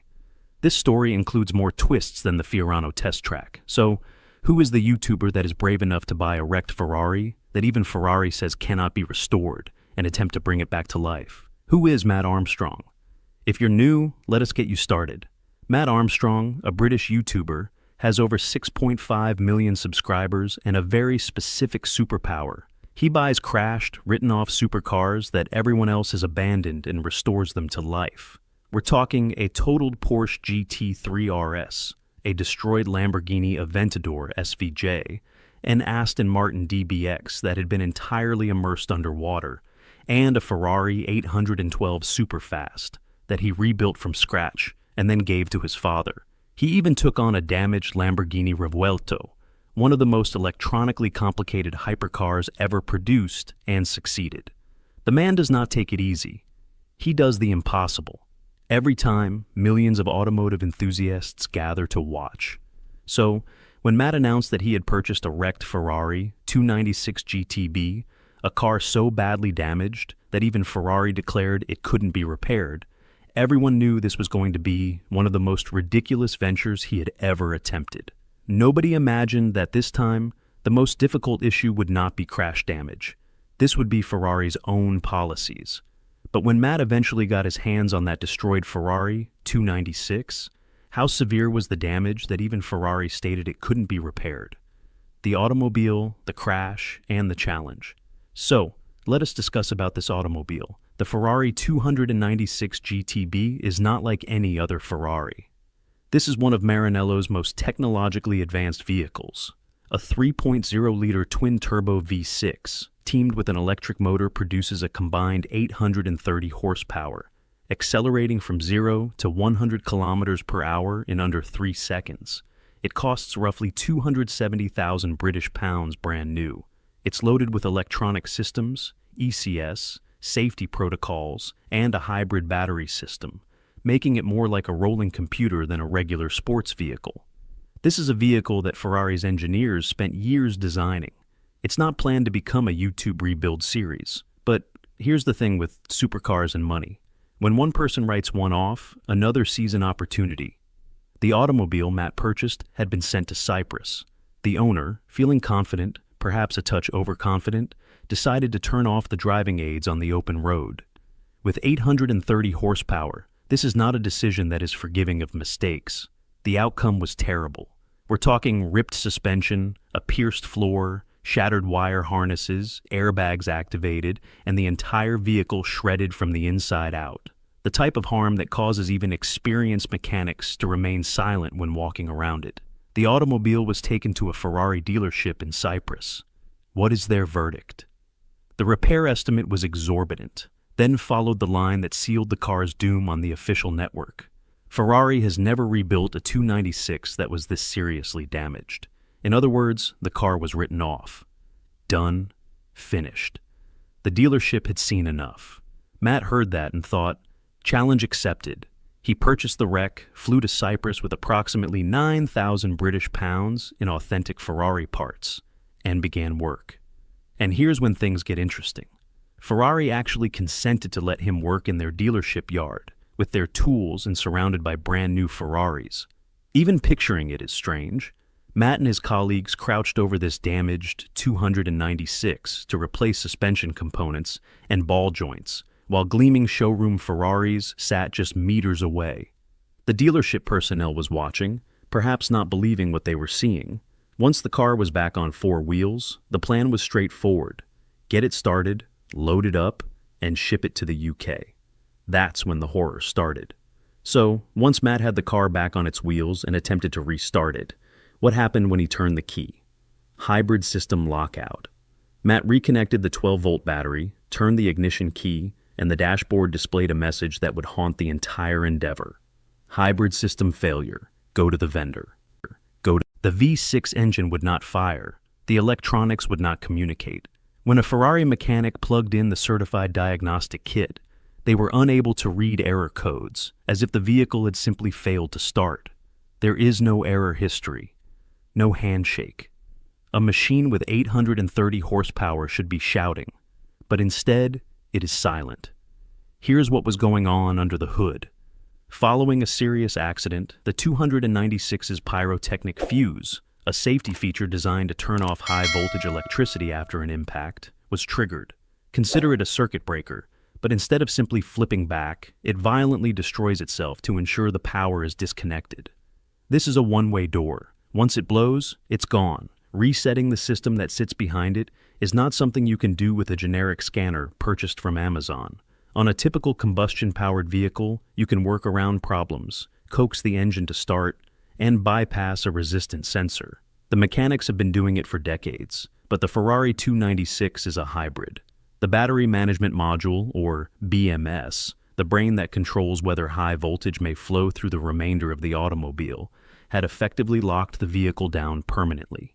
And in that state, the V6 will not even try to fire. The hybrid system and the combustion engine are so closely linked that one cannot function without the other's approval. And this is the harsh reality of current hybrid supercars. Once the module has decided not to participate, no one outside of Ferrari's official network can persuade it otherwise. No independent mechanic, no OBD scanner, no YouTube guide, and no forum topic. You need simply the manufacturer. It's a level of digital security that just did not exist in the days of carburetors and distributor caps. What is Ferrari's condition for helping? Simple on paper, but very impossible in practice. They would only correctly diagnose the vehicle if everything was there and linked. All airbags, sensors, lights, radiators, and hybrid modules. In other words, they needed Mat to completely rebuild the vehicle before they could tell him what was wrong with it. A genuine catch-22. Most folks would have stopped here. Mat Armstrong is unlike most individuals. So, since Ferrari wouldn't even detect the problem until the complete car was rebuilt, how can you finish a car that just refuses to start? The ridiculous pivot. building a race car. If Ferrari required the car to be complete before they would assist, Mat would make it more than complete. He planned to make it the most remarkable Ferrari 296 the world had ever seen. Here's the pivot. Mat got his hands on an official Ferrari 296 Challenge body kit. The same ultralight components were employed in the track-only race version of the automobile. We're talking unique front and rear bumpers, an aggressive diffuser, lightweight panels, and a big rear spoiler that appears to belong on a Le Mans prototype rather than a road car. The aim was crystallized: create a road-going Ferrari 296 dressed as a full race vehicle. Something had never been before. A one-off. A 296 Challenge straddle, constructed in a UK workshop rather than a Maranello factory. And it wasn't just superficial. Mat modified the cooling system by inserting a central radiator like the Challenge version, changing brackets, and rethinking duct routing. Real engineering. This is a real creation. Real problem solving. The transformation was quite astounding. The automobile in his workshop looked just like the race version, visually identical to the official Challenge car used in Ferrari's own motorsport competitions. He then proceeded to order the final crucial items. Some got through just fine, then quiet. But why did Ferrari suddenly slam the brakes on what was shaping up to be one of Mat's greatest constructions yet?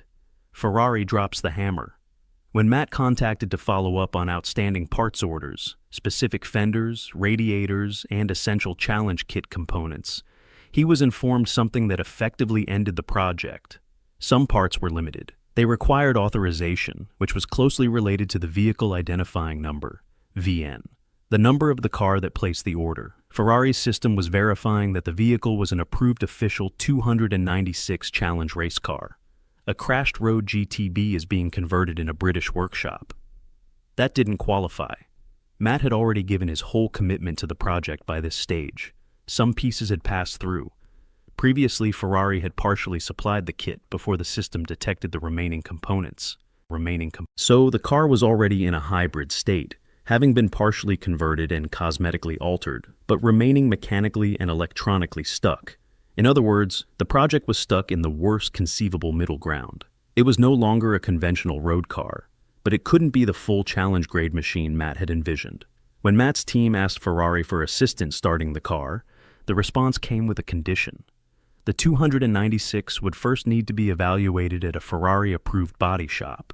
But here's the issue. The vehicle had already been rebuilt outside of formal repair procedures, and Ferrari's repair data was not even available to independent manufacturers. It was now sporting a full race kit that was never meant for road registration, making inspection nearly impossible. Mat stated the car wouldn't pass the inspection. We fitted it with a race kit. We have not followed Ferrari's proper repair procedures because they are not available to us. So it appears improbable that Ferrari would even consider this car. His final approach was to send an email directly to Ferrari, requesting that they rethink and provide a road forward. As of late February 2026, he is still waiting for a response. Meanwhile, the remarkable Ferrari 296, the world's sole road-going Challenge standard 296, sits in Mat's workshop, looking incredible but going nowhere. And why did so many individuals in the car community quickly claim that this scenario was worse than the Bugatti controversy after hearing what Ferrari had done? Why is this worse than Bugatti's? Now, let us discuss the connection that everyone in the car community is making, because the Bugatti parallel is impossible to ignore. And if you've watched the Chiron rebuild series, this will feel different. You may recall that Mat Armstrong previously rebuilt a Bugatti Chiron, another project that made headlines when Bugatti objected, with CEO Rimac openly questioning some of Mat's claims about obtaining parts. Rimac rushed to social media, dished out specifics, and turned the entire situation into a very public back and forth. It was ugly, dramatic, and it created a massive controversy about the right to repair in the supercar industry. Thousands of comments, millions of views, and people clearly divided. However, as intense as the situation became, it retained a certain lucidity. Bugatti said no. Mat pressed on anyhow. The lines were drawn early. Ferrari has done something completely different. And here's why others argue Ferrari's solution is actually worse. One is a partial delivery. Bugatti denied participation from the start. Ferrari originally supplied parts, let the project proceed, and then halted the vital final components in the middle of construction. That's not simply a refusal, it's a trap. Mat is now trapped with a half-transformed car that cannot be completed officially or independently. Bugatti never allowed him to get that far in the first place. 2. Selected timing. Ferrari's block was built after major investment, months of work, after the concept was made public, and the community had invested. The financial and reputational stakes were already huge. Walking away at that time is not just disappointing, but also potentially devastating. 3. Hybrid software lockout. With Bugatti, the struggle was primarily over physical components. Can you find them or not? Ferrari adds a completely new layer, the hybrid battery management system, which only Ferrari can reset. It doesn't matter if you source every physical component. It doesn't matter how good your mechanic is. Without Ferrari's software intervention, the car will not start. This provides Ferrari with unprecedented post-sale control over their vehicles. You can own the automobile and have the title, but Ferrari will still ensure it never moves again. This is the crux of the right to repair dispute, as it relates to the next generation of hybrid and electric supercars. The question isn't simply, can independent builders source parts? The question is, do manufacturers have the authority to permanently disable an automobile that you legally own? And that's a question that the auto industry and potentially regulators will be addressing with greater urgency, because if Ferrari succeeds, every other manufacturer will be watching. But before we entirely blame Ferrari, is there a logical reason why the firm would be preventing this build? Look, and this is important, not everyone is on Mat's side here. Some of Ferrari's defensive points are quite compelling. Ferrari is not preventing a typical 296 GTB repair. They're preventing a non-standard upgrade of a road car to race specifications that were never designed for street use. The 296 Challenge is a track-only car. Ferrari operates a controlled motorsports program, so its parts are accurately allocated, tracked, and restricted. When people start obtaining challenge components through illegitimate channels, the company faces significant compliance and liability difficulties. From Ferrari's perspective, these race components are linked to official teams and drivers competing in championships.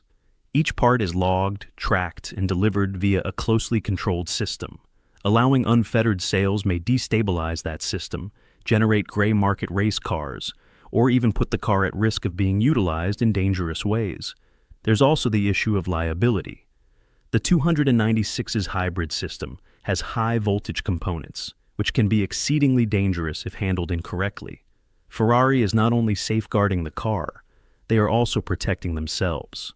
And for anyone who tries to operate a track-spec hybrid without proper certification, even the smallest mistake with these systems might result in terrible damage or fire. From a corporate standpoint, requiring certified repair processes is not gatekeeping.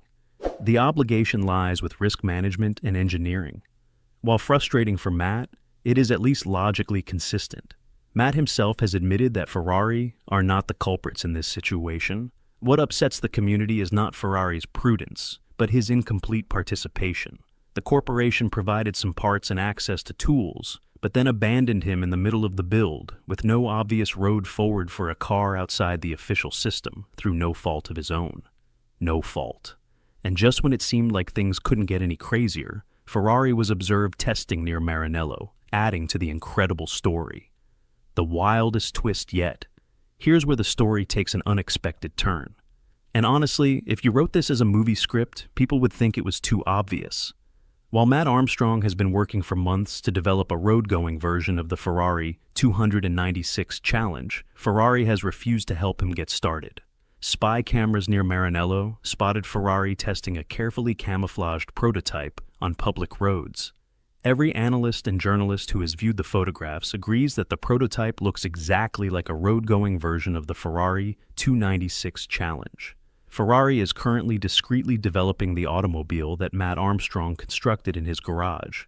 The automotive community refers to it as the 296 Challenge Stradale, and if confirmed, it would be one of Ferrari's most extreme road-legal vehicles ever produced. following in the footsteps of the iconic 360 Challenge Stradale, 430 Scuderia, and 458 Speciale.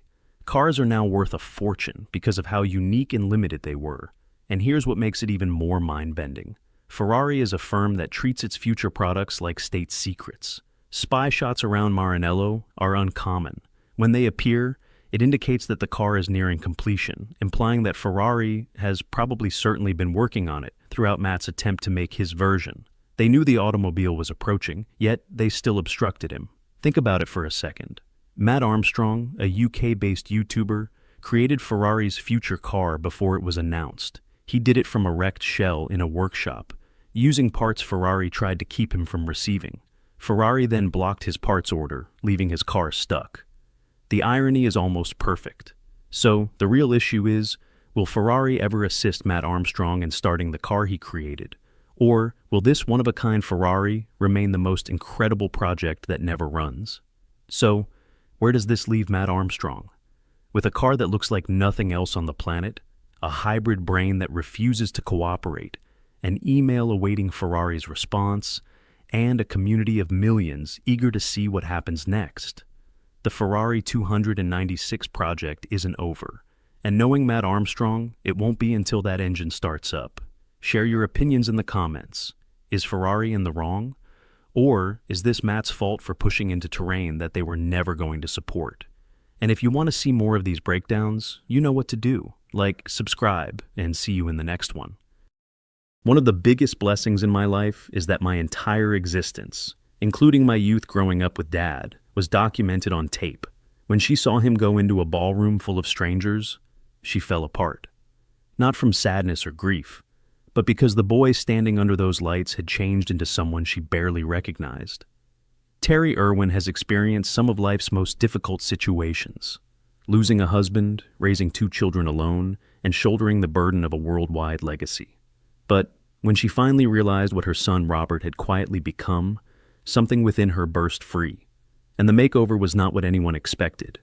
Nobody really observed the boy grow up.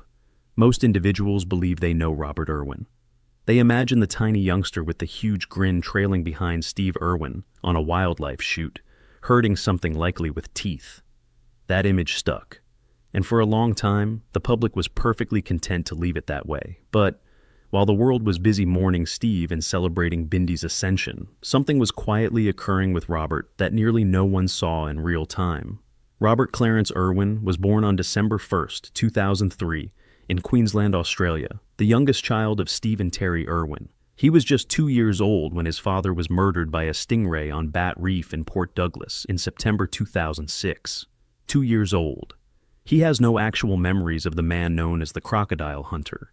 He only knows his father through footage, Terry's stories, and how people react when they understand who he is. That is a specific type of grief. The kind in which you mourn someone you hardly got to know. For years, no one discussed what that was doing to Robert beneath the surface. The cameras captured his smile. They caught his interest for animals. What they didn't notice, at least not back then, was a boy quietly carrying something big while growing up in the shadow of a legend he had no personal connection to. Robert Irwin, the late Steve Irwin's son, is a wildlife conservationist.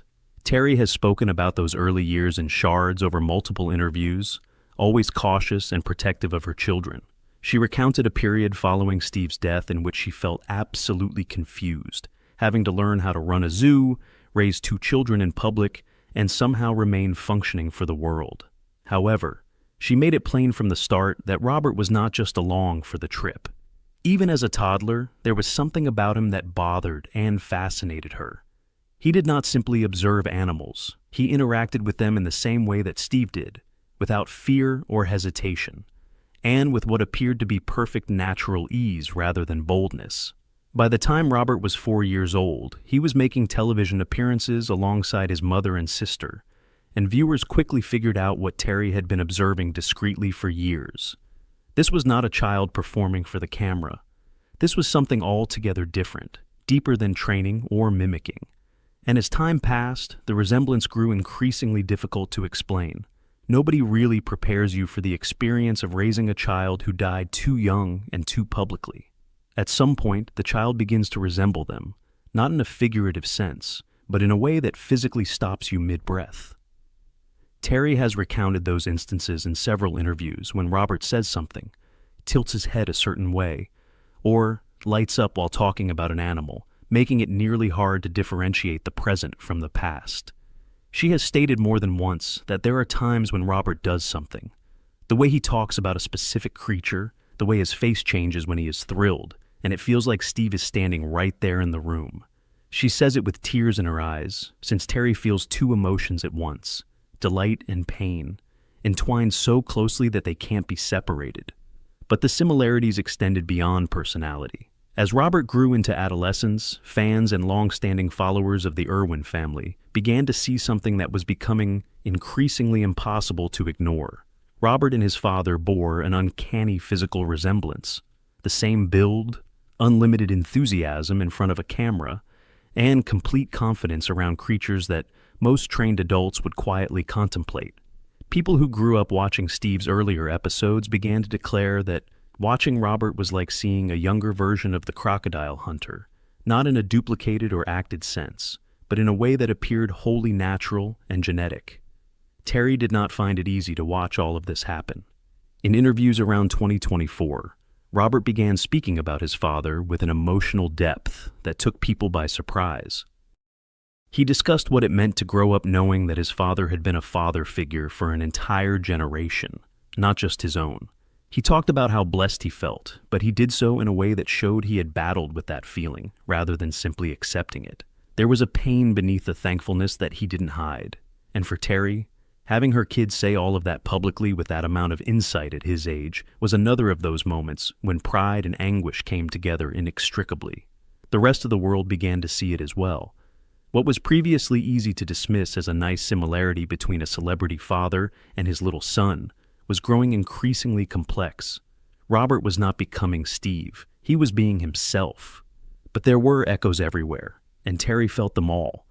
What he accomplished while no one was counting on him. There is a version of Robert Irwin's tale in which he becomes well known simply by existing, as the son of the most renowned wildlife figure in history, and doing enough to keep the name alive. That version would have been accepted. The public would have been happy with it. Instead, Robert did something uncommon for anyone in his position. He created something completely unique while yet paying homage to those who came before him. By his early teens, Robert had started making regular appearances on The Tonight Show, starring Jimmy Fallon. He's a small miniature horse, Paul Sebastian. You are welcome to hold the bottle if you wish. He enjoys his milk. Bringing a changing cast of exotic creatures into the studio and handling them with poise and depth of expertise that consistently amazed viewers. He was not playing a character. He wasn't capitalizing his surname. He was just being himself. Genuinely excited, genuinely knowledgeable, and genuinely humorous in a way that cannot be faked. His conservation message came across not as a talking point, but as something he genuinely did. That is why audiences reacted to him in such unexpected ways. Then there came the photograph. Robert transformed his personal enthusiasm into a significant collection of art, wildlife photographs that have been exhibited in galleries throughout the world. In 2020, he won first place in a major wildlife photography competition with a photograph of an Australian woodland destroyed by bushfires. My photograph shows a blaze. This photo was taken while on a trip and forwarded to the fire. The shot was not only technically accurate, but it was also emotionally precise, the type of visual that causes a viewer to experience a sense of loss before completely processing what they're seeing. Terry viewed the photograph and knew immediately what Robert was doing with it. He wasn't simply documenting. He was quietly making an argument through graphics about why any of this mattered. Then, virtually out of nowhere, came Dancing with the Stars. Robert joined season 34 of the American competition series, which resulted in one of the show's most unexpectedly dramatic journeys in years. Week after week, he not only performed, but also connected. He brought a storytelling style to the stage that the show's judges and audience reacted to in ways that startled the production crew. He was 21 years old, dancing in front of millions for the first time, and he managed to be totally himself, while also being completely unpredictable. What was happening, though few people acknowledged it at the time, was that Robert Irwin was finally breaking free from the frame that the world had built for him since boyhood. He was not Steve's son on stage. He was Robert Irwin on stage. And once you realize the distinction, it was impossible to ignore. Consider what this means in practice. Robert grew up with a name that had more weight than most people will ever have to bear. Every camera pointed at him, since he was a toddler, brought with it a comparison he didn't want and couldn't avoid. Every animal he held, every interview he gave, and every public appearance he made was viewed through the lens of whether he compared to something he had no personal memory of. When faced with such pressure, most people either shrink or perform. Robert miraculously did neither. He got more precise, not less. More like himself, rather than an homage act. It manifested in minor ways that piled up to something substantial. His conservation activism was not centered on Steve. Rather, it was centered on data, urgency, and the rapid extinction of species and habitats that he could observe with his own camera. He wasn't asking people to love animals because his father did. Rather, he was showing them what was actively being lost and asking what they intended to do about it. Robert was solely responsible for the move from nostalgia to action.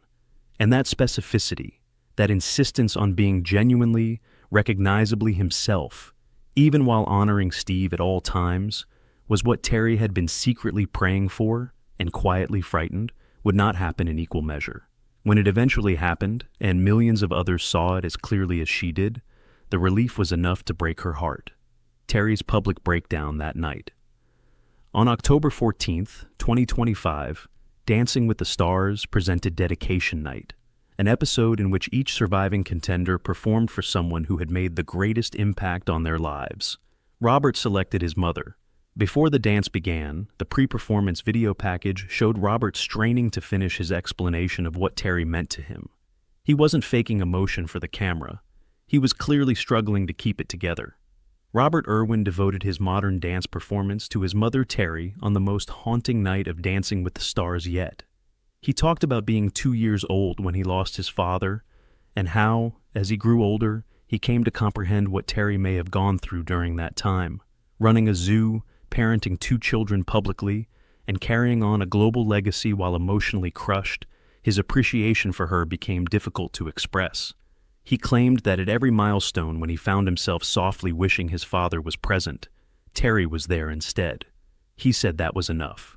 He barely got through the phrase.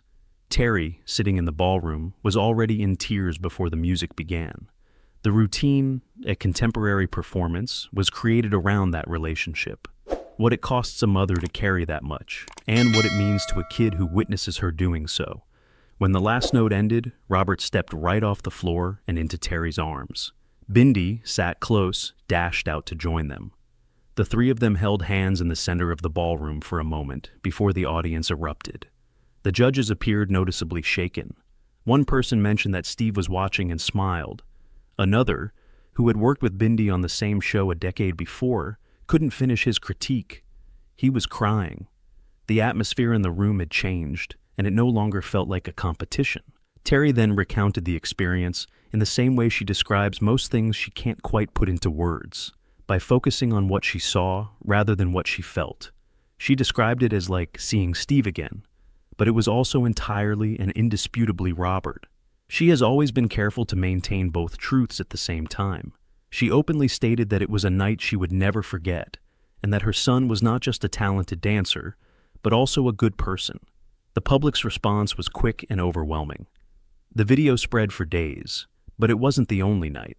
On the 11th of November, the anniversary of Steve's death, Robert danced a foxtrot with Bindi to a tune Bindi had used to memorialize their father in her own season of the program a decade before.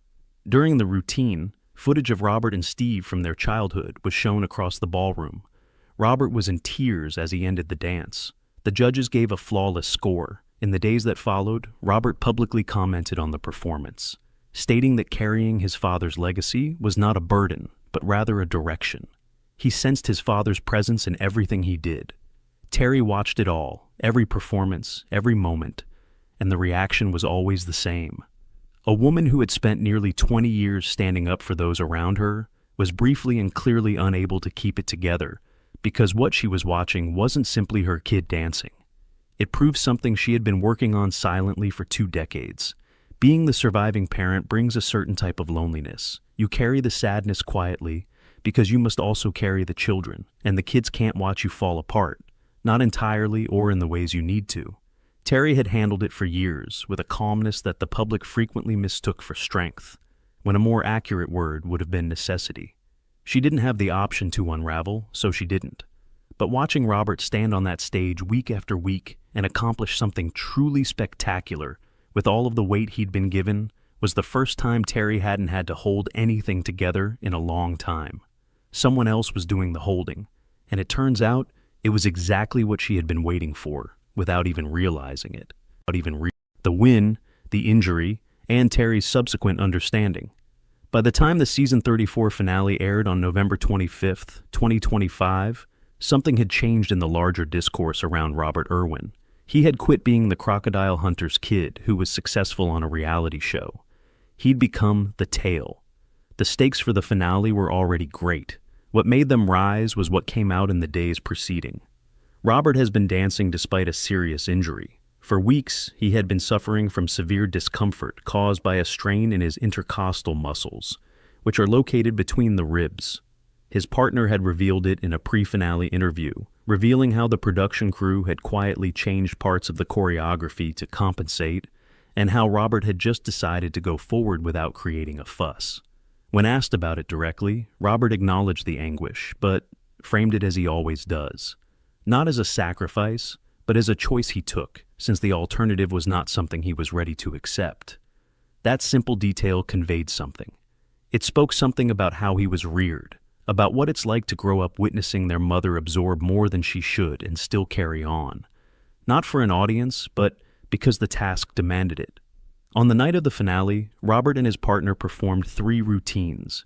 Each one contributed to the overall energy of the room. Their final freestyle garnered a standing ovation before the results were released, with one judge describing it as a near-perfect performance, without exaggeration. That night's vote totals represented one of the show's most engaged finales in several seasons. Tens of millions of votes were cast in one evening. When the winner was announced, Robert Irwin was declared the season 34 champion, joining his sister Bindi in the winner's circle exactly a decade after she won the same competition. The victors and new champions of Dancing with the Stars are Robert and Bindi.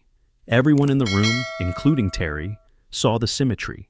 In the days following the victory, Robert did a televised interview that became one of the most widely shared moments of that time period. He spoke about his mother with emotional candor, which evidently caught the reporter off guard. He described Terry's actions after Steve died, including keeping the Australia Zoo open, raising 2 children under constant public scrutiny, and continuing a conservation mission despite being personally saddened, and said he became tearful simply thinking about how much it had cost her. He called her exceptional.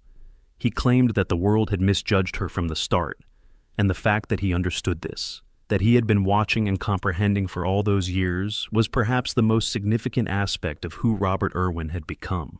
Not the trophy, photography prizes, or media appearances, but the awareness, thankfulness, and recognition of what it required. Terry, watching him say all of that, realized something she hadn't truly believed until that moment. She'd done it. She had not only preserved the tradition and kept the family together, but she had also nurtured someone who could see clearly, feel deeply, and carry everything forward without crumbling beneath its weight. That was the real reason for the weeping, more than everything else that had happened in those weeks. In footage that Robert has since seen and described as emotional, Steve Irwin stated that his ultimate goal was to one day be able to step back and allow the next generation to carry on the task. At the moment he was able to do it, he would know he had accomplished his goal.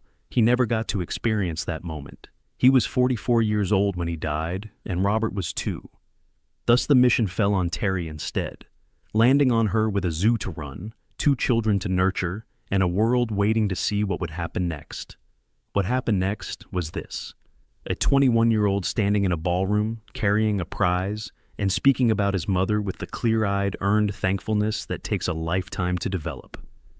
A young guy who had transformed sadness into purpose, pressure into identity, and a name that could have been a cage into something that resembled wings on the outside. Terry had held it together long enough for this to happen, and now she could stop pretending it hadn't cost her anything. What are your thoughts on Terry Irwin and her son's extremely emotional story? Please share with us in the comments. Let us keep the conversation going. If this story moved you, press the like button, subscribe for more unseen Hollywood stories, and turn on the notification bell to never miss out. Want more? Watch another one of our videos. Thank you for watching. A few months ago, a GoFundMe was launched, and what happened next stunned even those closest to it. Nearly $1 million raised for a woman named Beth. It sounds unreal, but that's exactly why this story refuses to fade. SB mowing didn't start as anything extraordinary. Just a kid in Wichita, Kansas, pushing a rattling mower down quiet streets. No spotlight, no grand plan, just determination, and a willingness to help where others kept walking. Then the videos began to spread. Lawns no one wanted to touch were transformed into clean open spaces. Overgrowth erased. Order restored. Millions watched, and something deeper started to take hold. Attention turned into emotion, and emotion into action. But when one video triggered an unbelievable $893,000 in donations, everything shifted. Admiration turned into suspicion. Was it real? Was it staged? Clickbait? A setup designed to go viral? The questions came fast, and they didn't stop. To understand it, you have to go back to where it started. Southwest Arkansas. A yard most people would have driven past without a second glance. Thick weeds towering past waist height.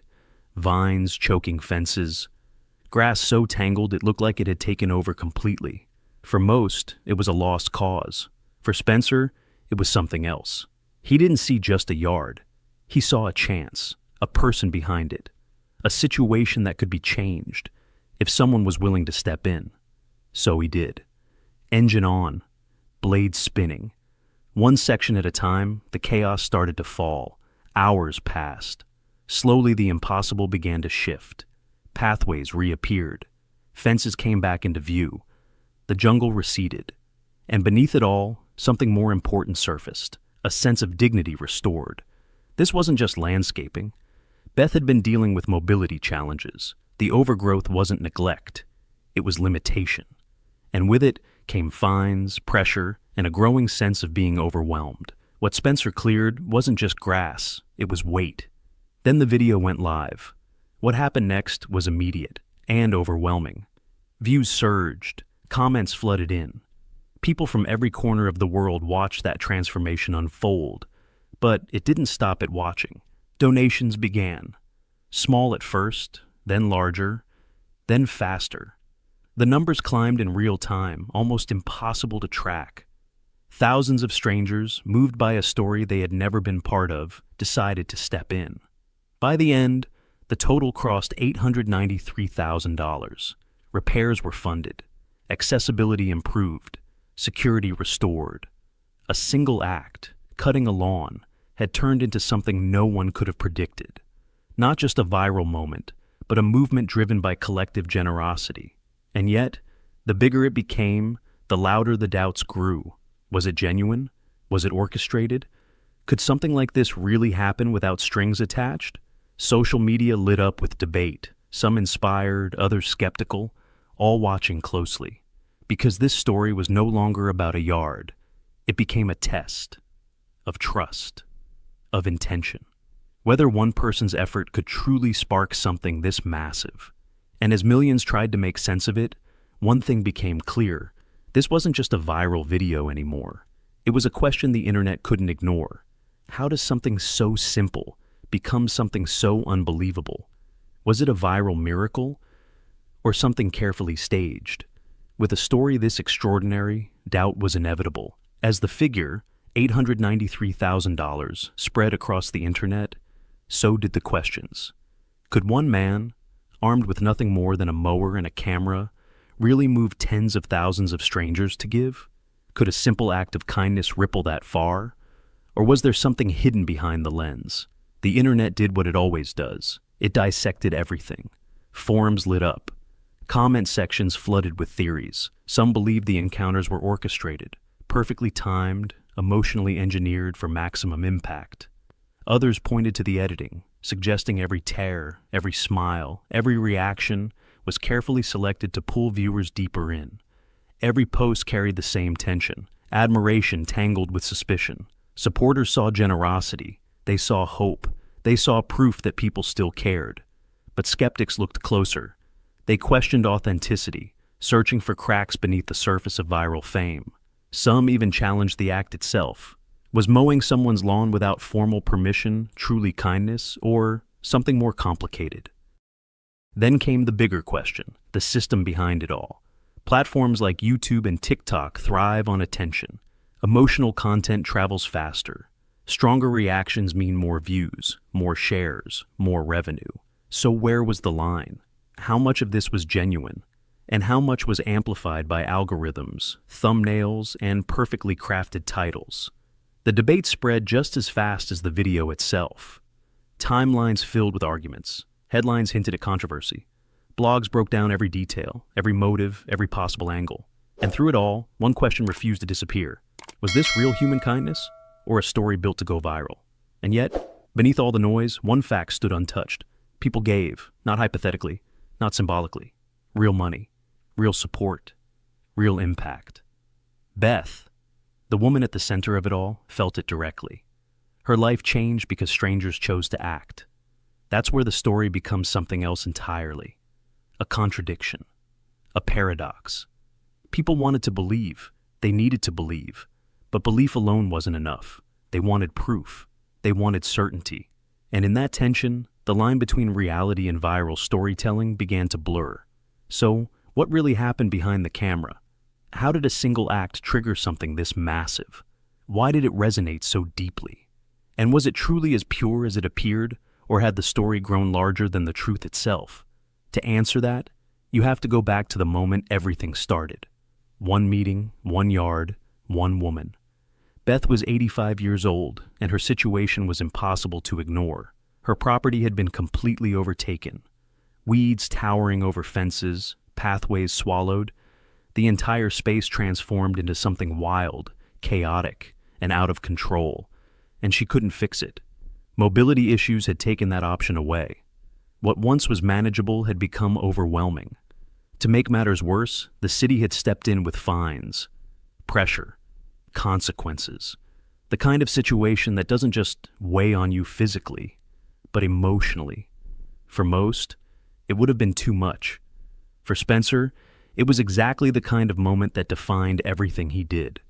No hesitation, no second guessing. He stepped in.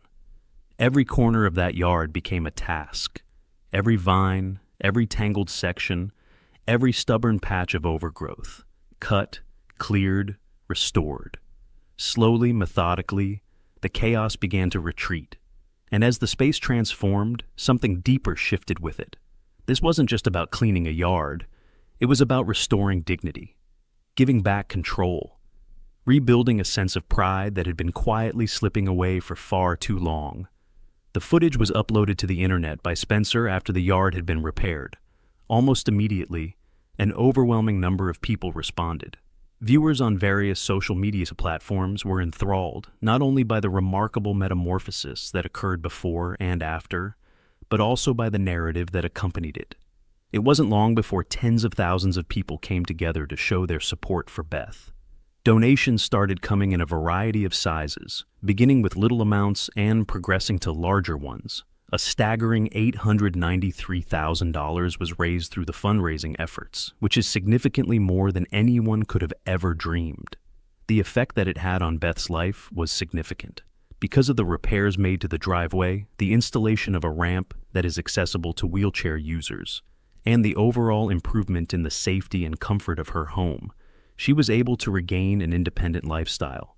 In spite of this, the story did not end there. A single act of compassion gradually grew into something much larger, a movement, and it all started out as a single act of kindness. The film featuring Spencer motivated individuals all throughout the United States to take action in their own communities by collecting rakes, mowers, and other tools in order to assist their neighbors who were in need. From a single yard in Arkansas, SB mowing had generated a ripple effect, demonstrating that the efforts of a single individual could ignite generosity and change on an astounding scale. What had begun as a modest act of service evolved into a symbol of human kindness, demonstrating to millions of people that even the most insignificant actions, when carried out with an intention and a heart, have the power to change lives, restore hope, and inspire a wave of good that extends far beyond the initial act itself. Spencer shared the heartbreaking story of an old woman who was unable to maintain her overgrown yard and was even facing a fine in a video that he put on his website. The video showed the lawn that he had cleared. Because of the story, people were moved to compassion, which led to an influx of financial contributions to assist her. However, did Spencer's upbringing have a role in shaping his generosity, or was it merely a matter of personal preference? Well, let's find out. Here's where it all started. Nobody was anticipating this.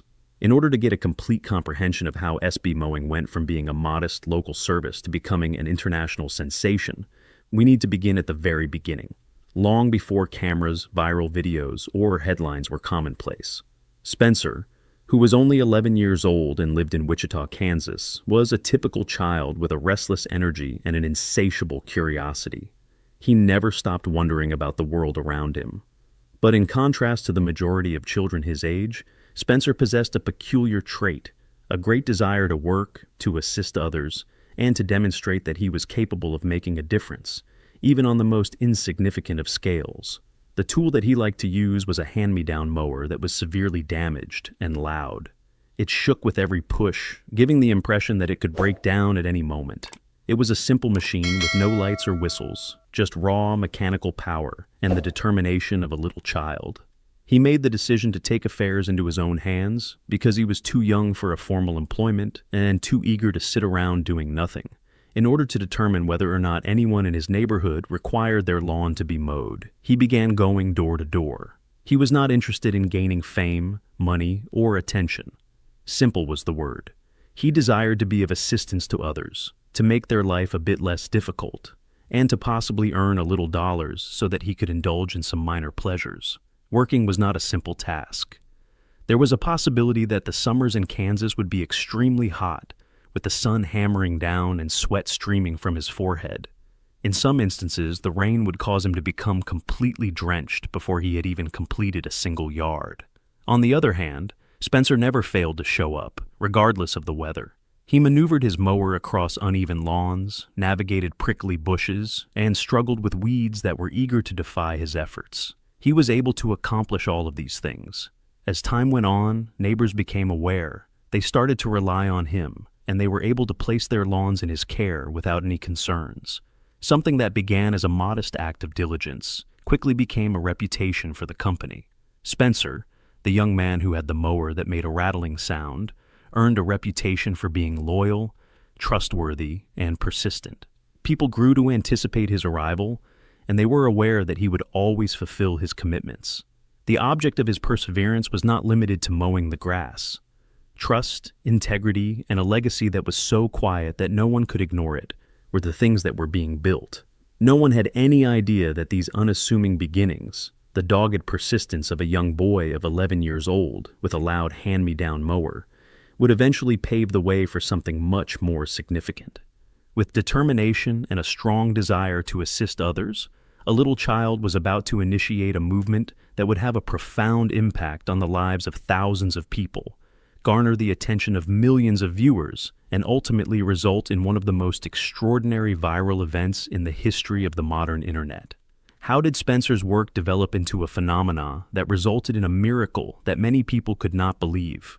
Spencer's work began with a mower used for the sole purpose of making a small amount of money.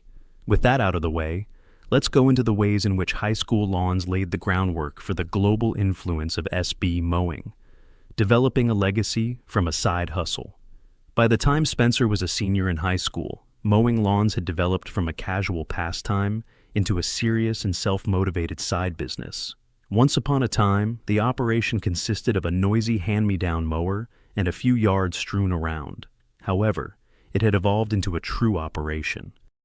He managed to save up enough money to purchase a used zero-turn mower, which he then combined with a trailer that was in poor condition and had seen better days at some point. The acquisition of each new piece of machinery was a step forward, a tool that enabled him to take on more difficult chores, tackle more difficult lawns, and push his capabilities to greater heights than they had ever been before. Another significant achievement was acquiring the ability to drive a stick shift. At first, Spencer was unable to move forward. He came to a stop, and he fought through the congested junctions. On the other hand, he was able to master it via perseverance and patience, which allowed him to earn the independence to go from job to job on his own. Every single yard that he visited, every single hedge that he trimmed, and every single blade of grass that he mowed with great care constituted a component of a greater lesson. The obligation to discipline and perseverance are essential. In his mind, these were not words that were abstract. It was teachings that were etched in sweat and sunburn, in the hours that were spent meticulously bringing order to the chaos that was yard by yard. The amount of work increased consistently, from 1 grass to 3 lawns. At that point, 3 became 5. In a short period of time, his name became common knowledge across the area. Spencer was not simply known to the public as the young man who possessed the mower. He was someone they counted on, someone they trusted, and someone they appreciated for the calm regularity with which he turned up over and over again. Not only did he become well known for the immaculate lines he left behind on lawns, but he also became well known for the dependability and integrity he brought with him everywhere he went. Nevertheless, this specific time in high school was about a great deal more than just mowing the lawn. During this time, Spencer's personality started to take shape in a significant way.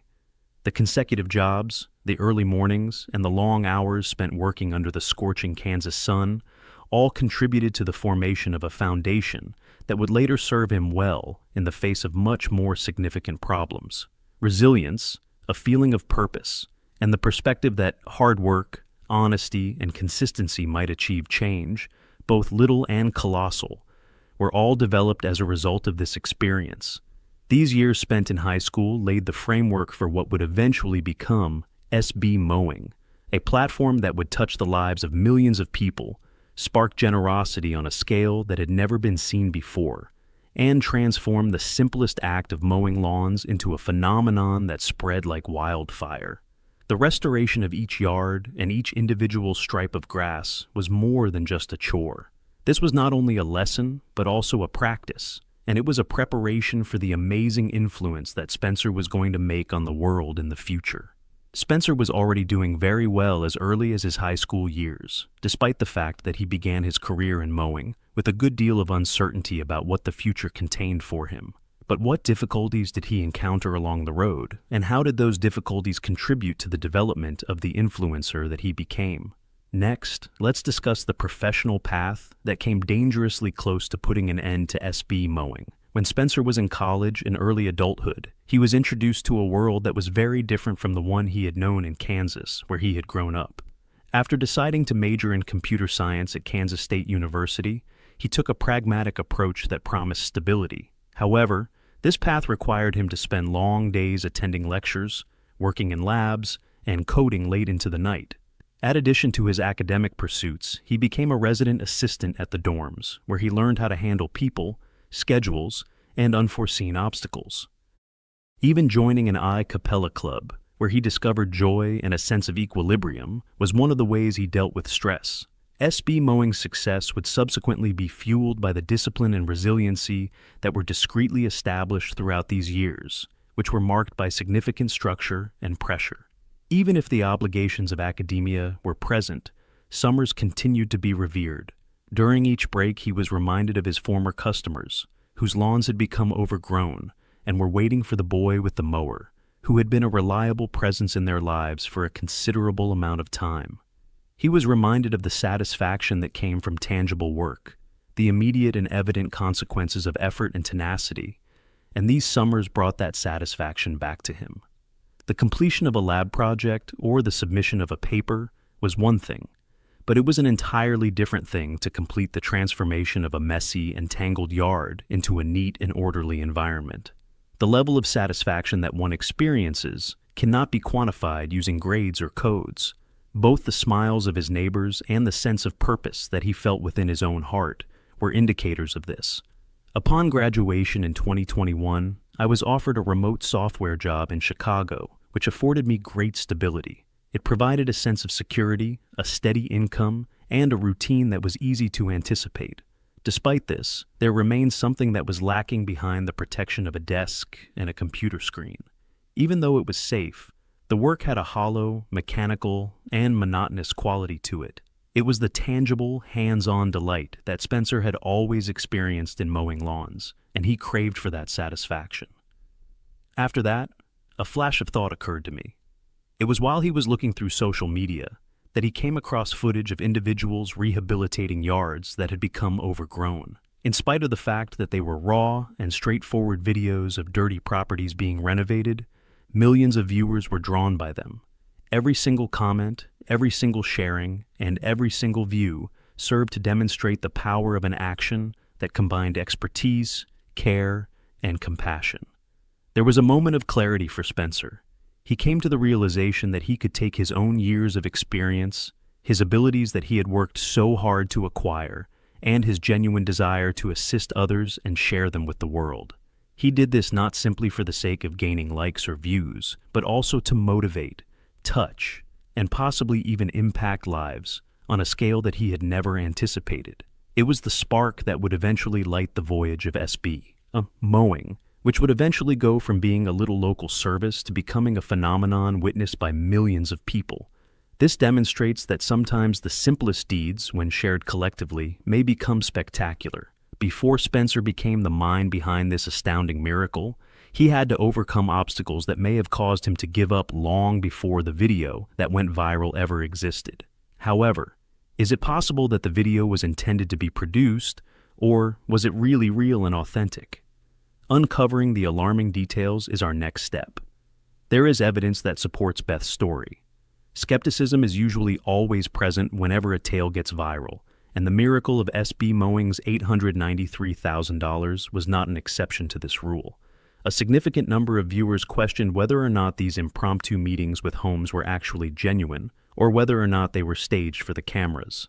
Would it have been possible to craft the videos in such a way as to produce clicks, increase sponsorship deals, or earn advertising revenue? A flurry of speculation might be heard in online forums.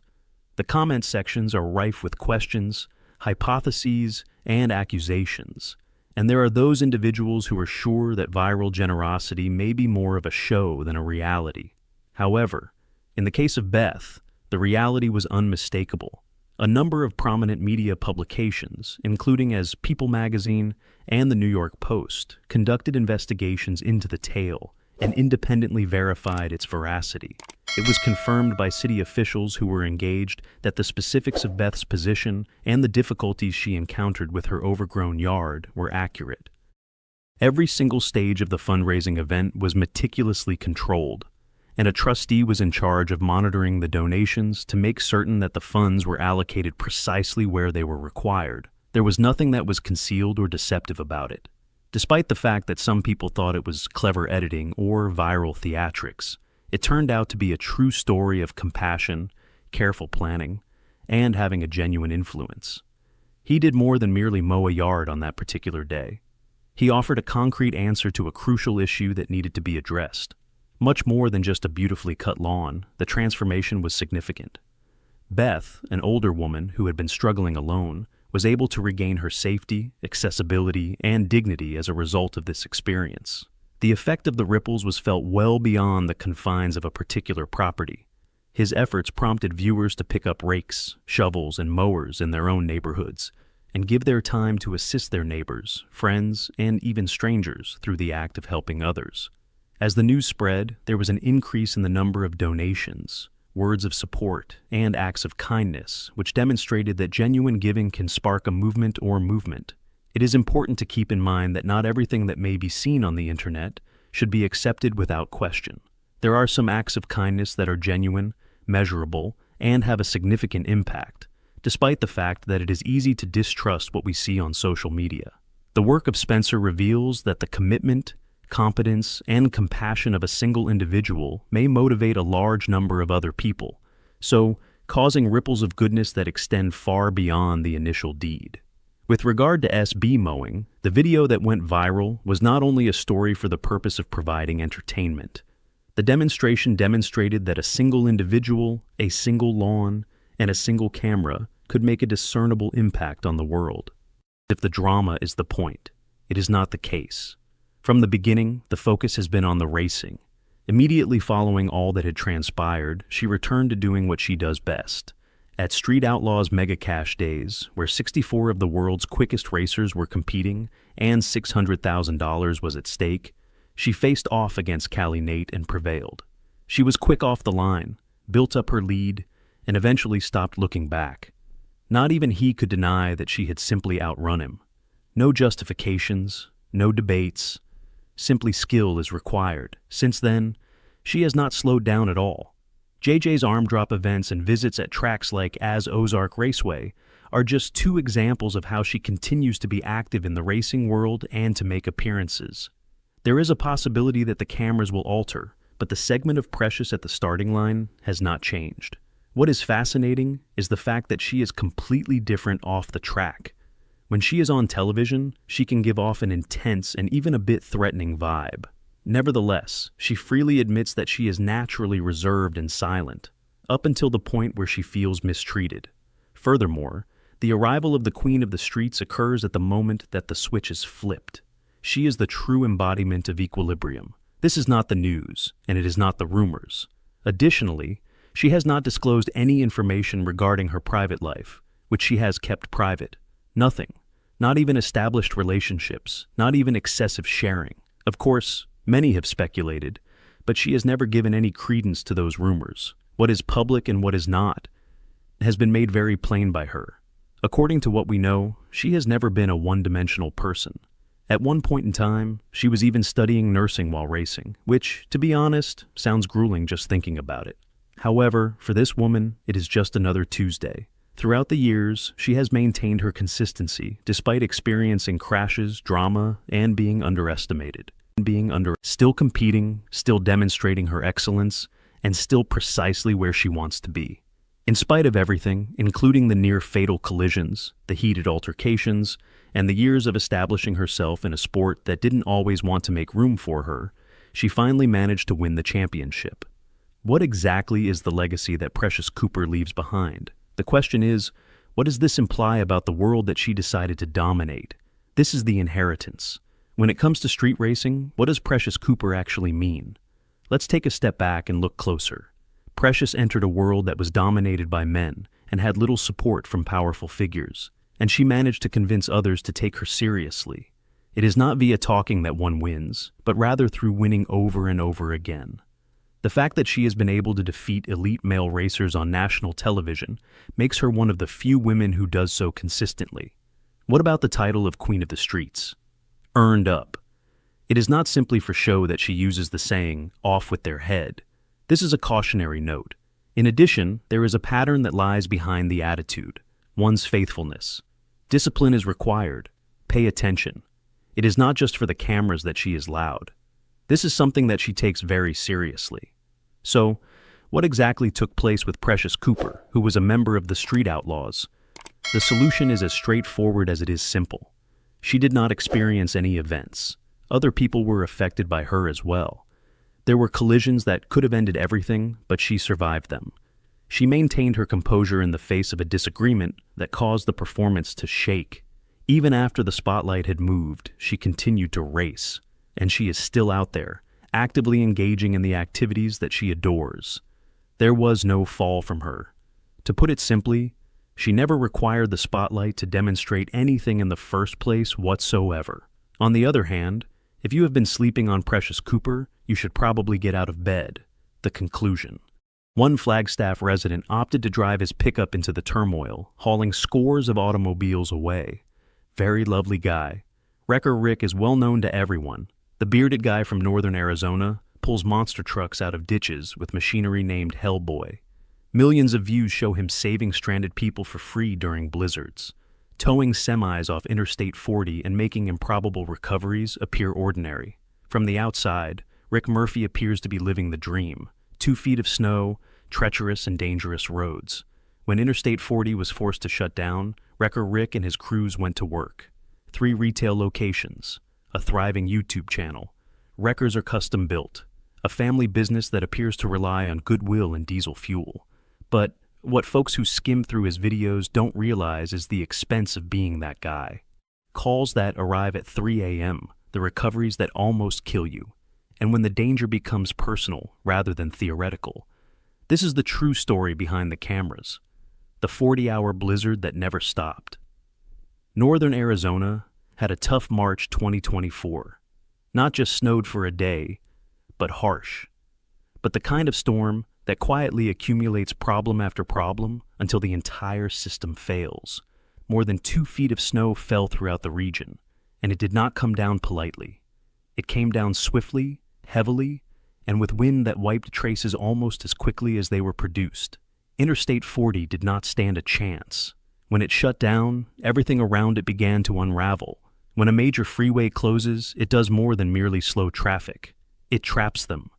Truckers are attempting to keep cargoes on schedule, families are heading home, travelers who put too much reliance in their navigation apps, and ended up redirected onto routes that were never designed to handle winter traffic. Leave alone a storm like this. That's when Rick Murphy received the call. Cars became trapped on back roads near Ash Fork and Williams. Not 1 or 2. Enough to make it evident that this would not be a quick in-and-out job. So Rick did what he is known for. He went. At first, it seemed doable. A few automobiles had left the road, and drivers that underestimated the weather. Murphy's diesel has experience with this type of winter recovery for many years. Nothing odd on paper. However, the situation did not stabilize. It multiplied. Every time Rick and his crew completed bringing out 1 batch of automobiles, another appeared behind them. Sometimes there are 15 cars, sometimes closer to 20. All of them took GPS reroutes that led them into deep snow, with no feasible way to turn back or power through. The road conditions weren't simply awful, they were deceiving. Everything appeared to be in order from afar. Up close, the tires sank. Cars are high-centered. Engines overheated, and wheels spun uselessly in place. Rick later described the situation as astronomical, not chaotic, not a mess. Astronomical. This is the type of situation in which you stop thinking about fixing and instead focus on damage management. Over the next 40 hours, Rick recovered about 30 vehicles from snowdrifts and ditches. That figure is significant because this was not 40 hours spread over a long weekend. This was 40 hours straight. No proper sleep. No proper meals. There are no notable breaks. In cold conditions, each recovery was followed by the next. The folks inside those vehicles were not simply inconvenienced. Some had been stuck for hours before Rick found them. Some had children huddled up in the back seat, hoping to stay warm. They were watching their fuel gauges dip and mentally calculating how long the heater could run. Fear does not always appear dramatic. Sometimes it appears silent. Sometimes it appears like someone is trying extremely hard not to worry while pretending that everything is normal. This is the section that most viewers don't really understand. Murphy's diesel is hired by law police to clear major routes. That work is planned for. It's paid. There is a method behind everything. What Rick was doing on those back roads over the weekend was not part of that system. These rescues were not billed to the state. They were not repaid. Every mile driven, winch pull, and gallon of diesel burnt came directly from Rick's firm. His trucks, equipment, and staff are his liability. And yet, when individuals sought to pay him, he refused. Not in a performance-like manner, but simply as a fact. This is what had to be done. When someone insisted, he passed the money forward to help the next stranded driver.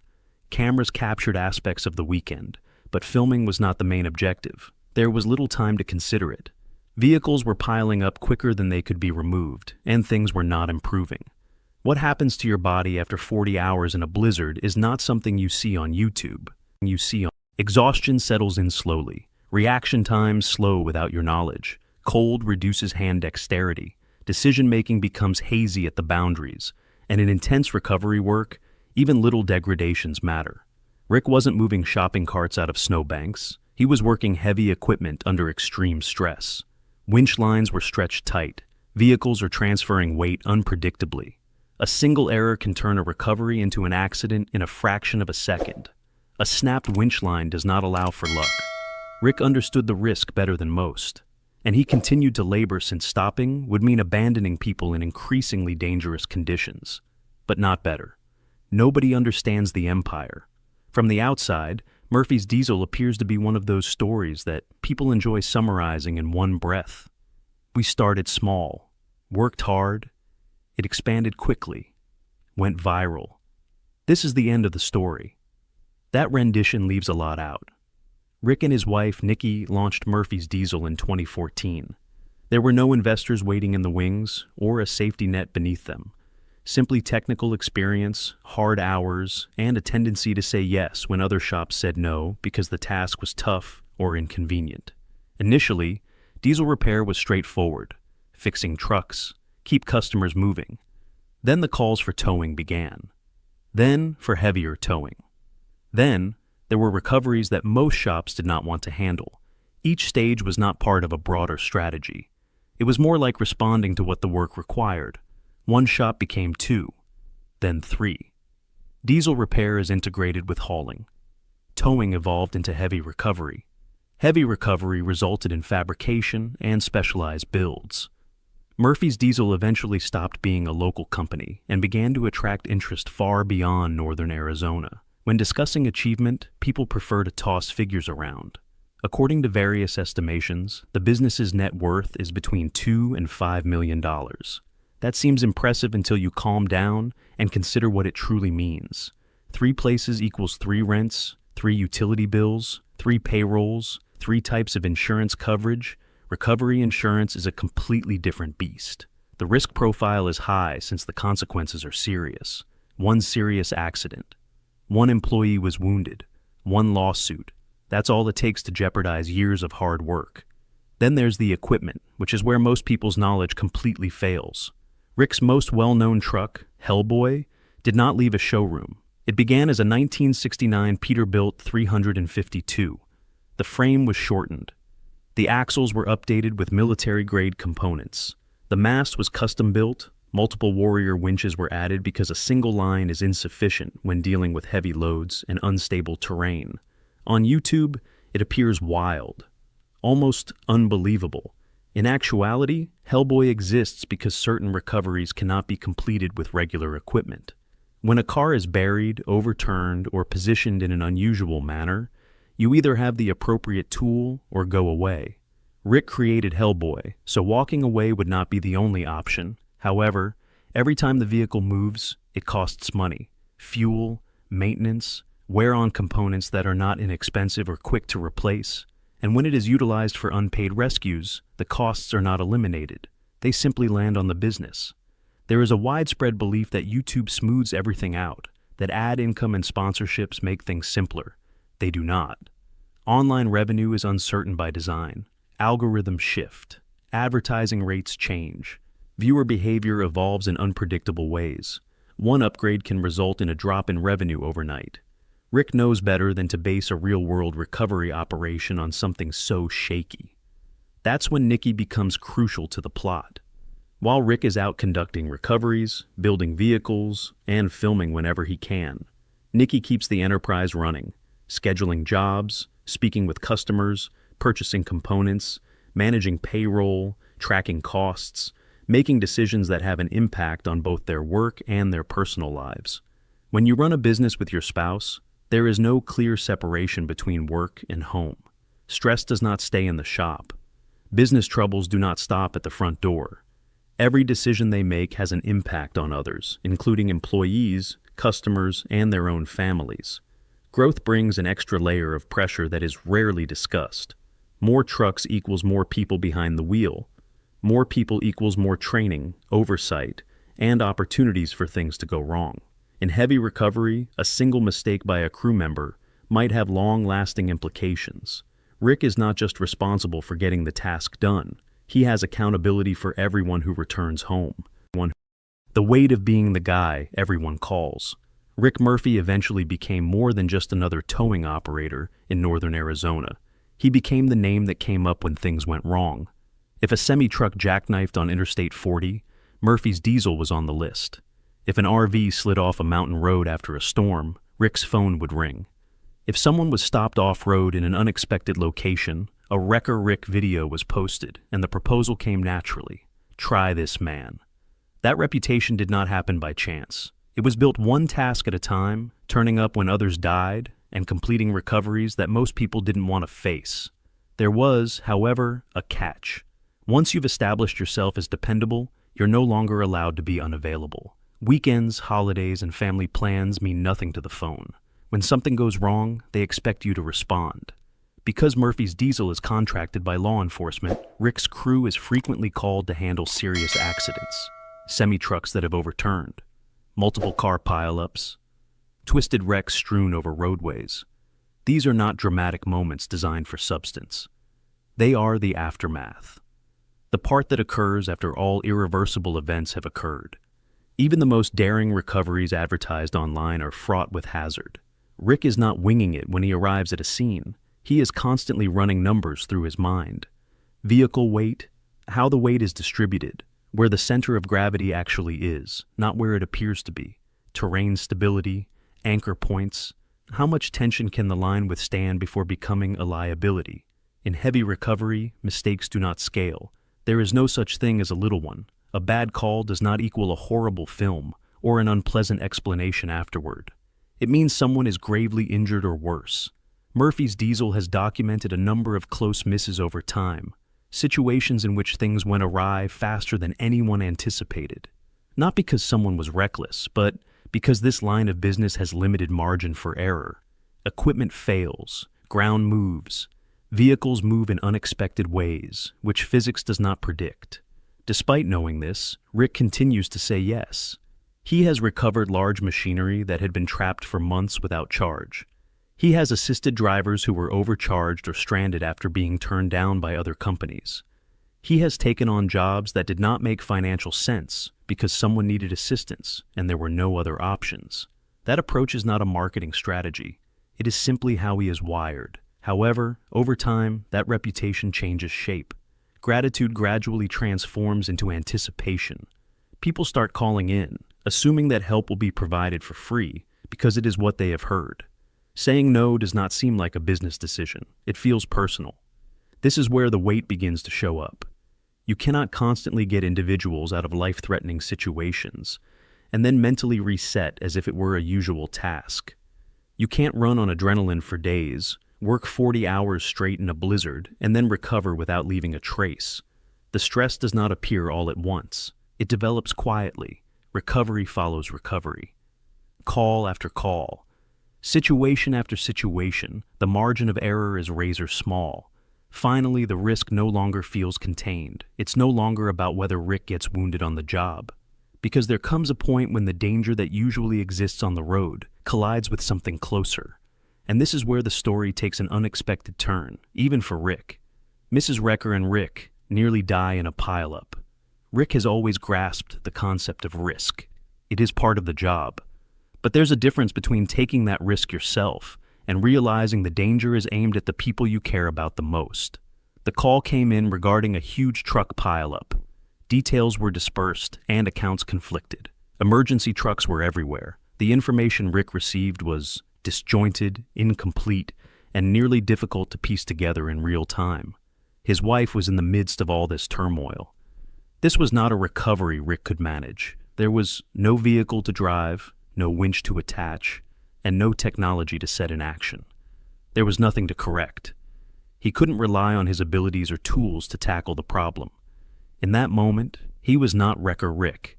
He was just a spouse waiting for word, praying that someone he loved was okay. Truck pileups are chaotic. Vehicles move randomly. Secondary collisions occur. Even seasoned professionals with years of experience and training cannot completely control what happens. A single moment can change everything. Rick had handled calamities hundreds of times before, but this was different. Every recovery he had ever completed raced through his mind, not for the technical parts, but for the awareness that none of it mattered if the people he cared about were caught up in it. He was not calculating angles, winch tension, or vehicle weight. He was estimating outcomes that he could not control, Emergency responders eventually confirmed that his wife had survived. She walked away, startled but alive. Survival, however, does not diminish the significance of that moment. It does not erase the way a phone call might alter your perception of every subsequent employment, because when the danger you confront in the field affects the people you care about, it has an impact that statistics or regulations cannot. Every call after that held fresh weight. Every challenging recovery had a face. Every scenario that could go wrong reminded Rick that the implications were no longer simply about him.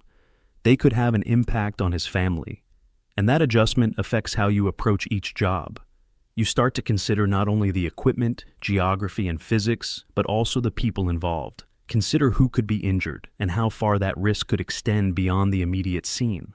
That moment also indicates something about the boundaries of control. No matter how skillful, well-equipped, or quick you react, there are times when you are completely at the whim of chance, and once you see it, you can't get away from it. It's one of those moments in Rick's narrative that makes people realize the stakes go beyond machines, movies, and viral recoveries. The risk is not limited to the highways anymore. It bears a personal human face, and it's closer than anyone watching may realize. And it's just one of the calls that has transformed Rick's perspective on his career in the future, adding a dimension of tension and responsibility that most people overlook in the videos. Nobody wants to admit the heartbreaking truth. Here is the uncomfortable truth. Rick Murphy is caught in his own prosperity. He created a business that people rely on. Employees rely on it for their livelihood. Law enforcement relies on it to keep highways open. Customers rely on it to turn up when no one else will. And Rick cannot simply walk away. Vacations are interrupted. Family dinners are cut short. Every phone call brings the possibility of another emergency, which only he feels prepared to face. The free recoveries that made him famous are now following him around. People expect them. Every yes costs the company money, time, and physical wear. Rick can't get back. Physically, the toll is real. Heavy recovery depletes your body over time. Cold, stress, long hours, risk is built upon risk. Rick is not getting younger, but slowing down seems like failing them.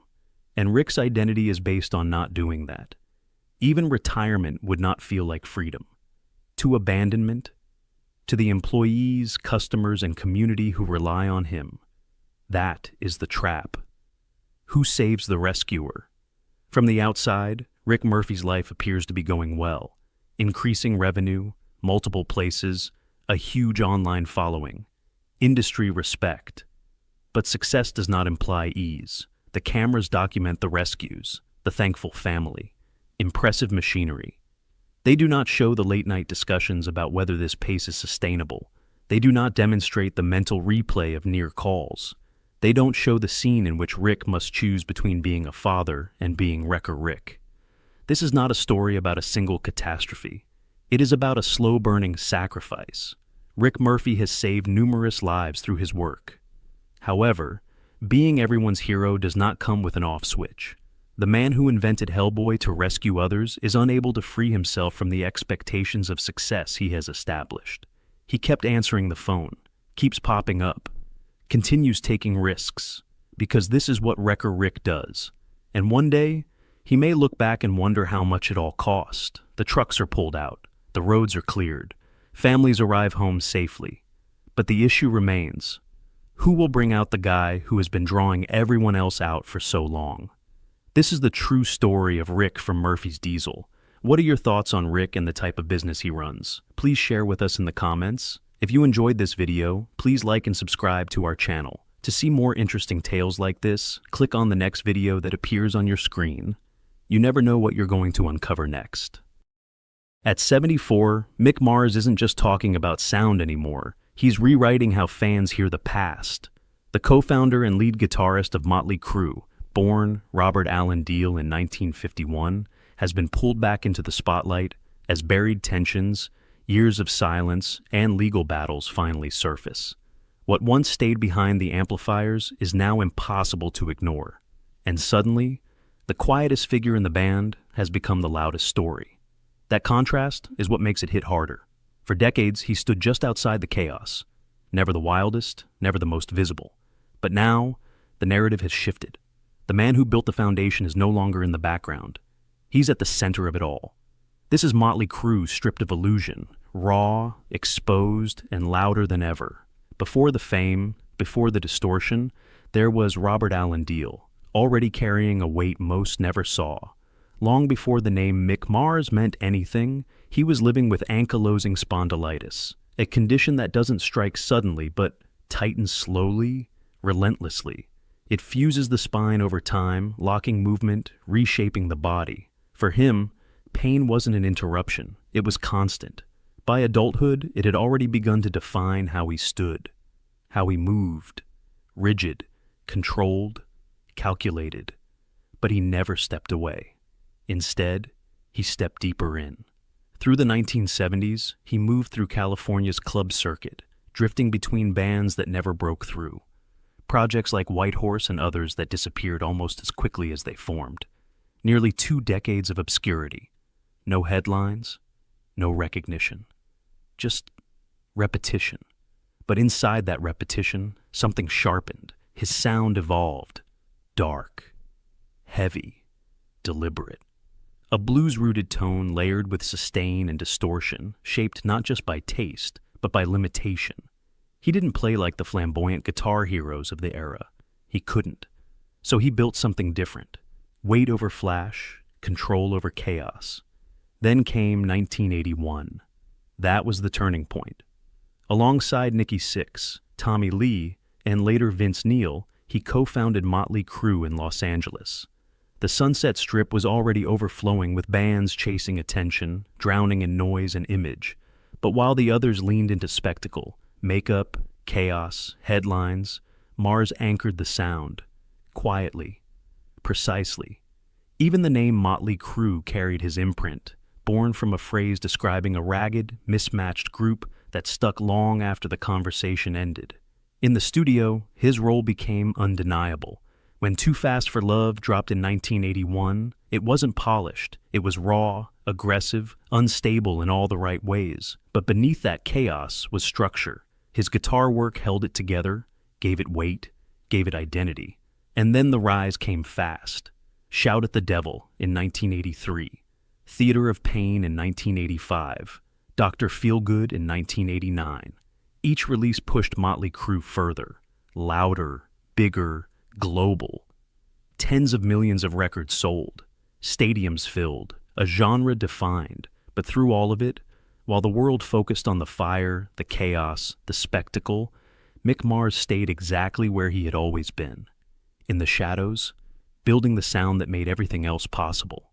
And yet, even as Motley Crue rose to global dominance, Mick Mars remained the figure you almost didn't notice, the still silhouette in a storm of motion. While the band exploded across stages, his body was quietly beginning to resist. The reality behind that motionless presence was no longer something he could hide. He had been living with ankylosing spondylitis, and it was tightening its grip year after year. Through the 1980s and 1990s, he didn't slow down. He endured. Massive tours swept across North America, Europe, and Japan, filling arenas with tens of thousands. But behind the volume and lights was a relentless physical toll. Long flights, sleepless nights, back-to-back performances, it all stacked on top of a condition that never paused. Ankylosing spondylitis doesn't strike in bursts. It advances. Quietly. Permanently. And for Mars, every inch of lost flexibility meant every movement on stage had to be calculated, controlled, and fought for. By the early 2000s, the illusion could no longer hold. In 2004, he underwent major spinal surgery, an invasive, life-altering procedure involving metal implants designed to stabilize what his body could no longer support. This wasn't a quick fix. It was a line drawn between survival and surrender. The operation allowed him to continue, but not as before. From that point on, every performance came with limits. Pain management became routine, movement became restricted. While others roamed the stage, he stood grounded, fixed, focused, unyielding. And still, he kept going.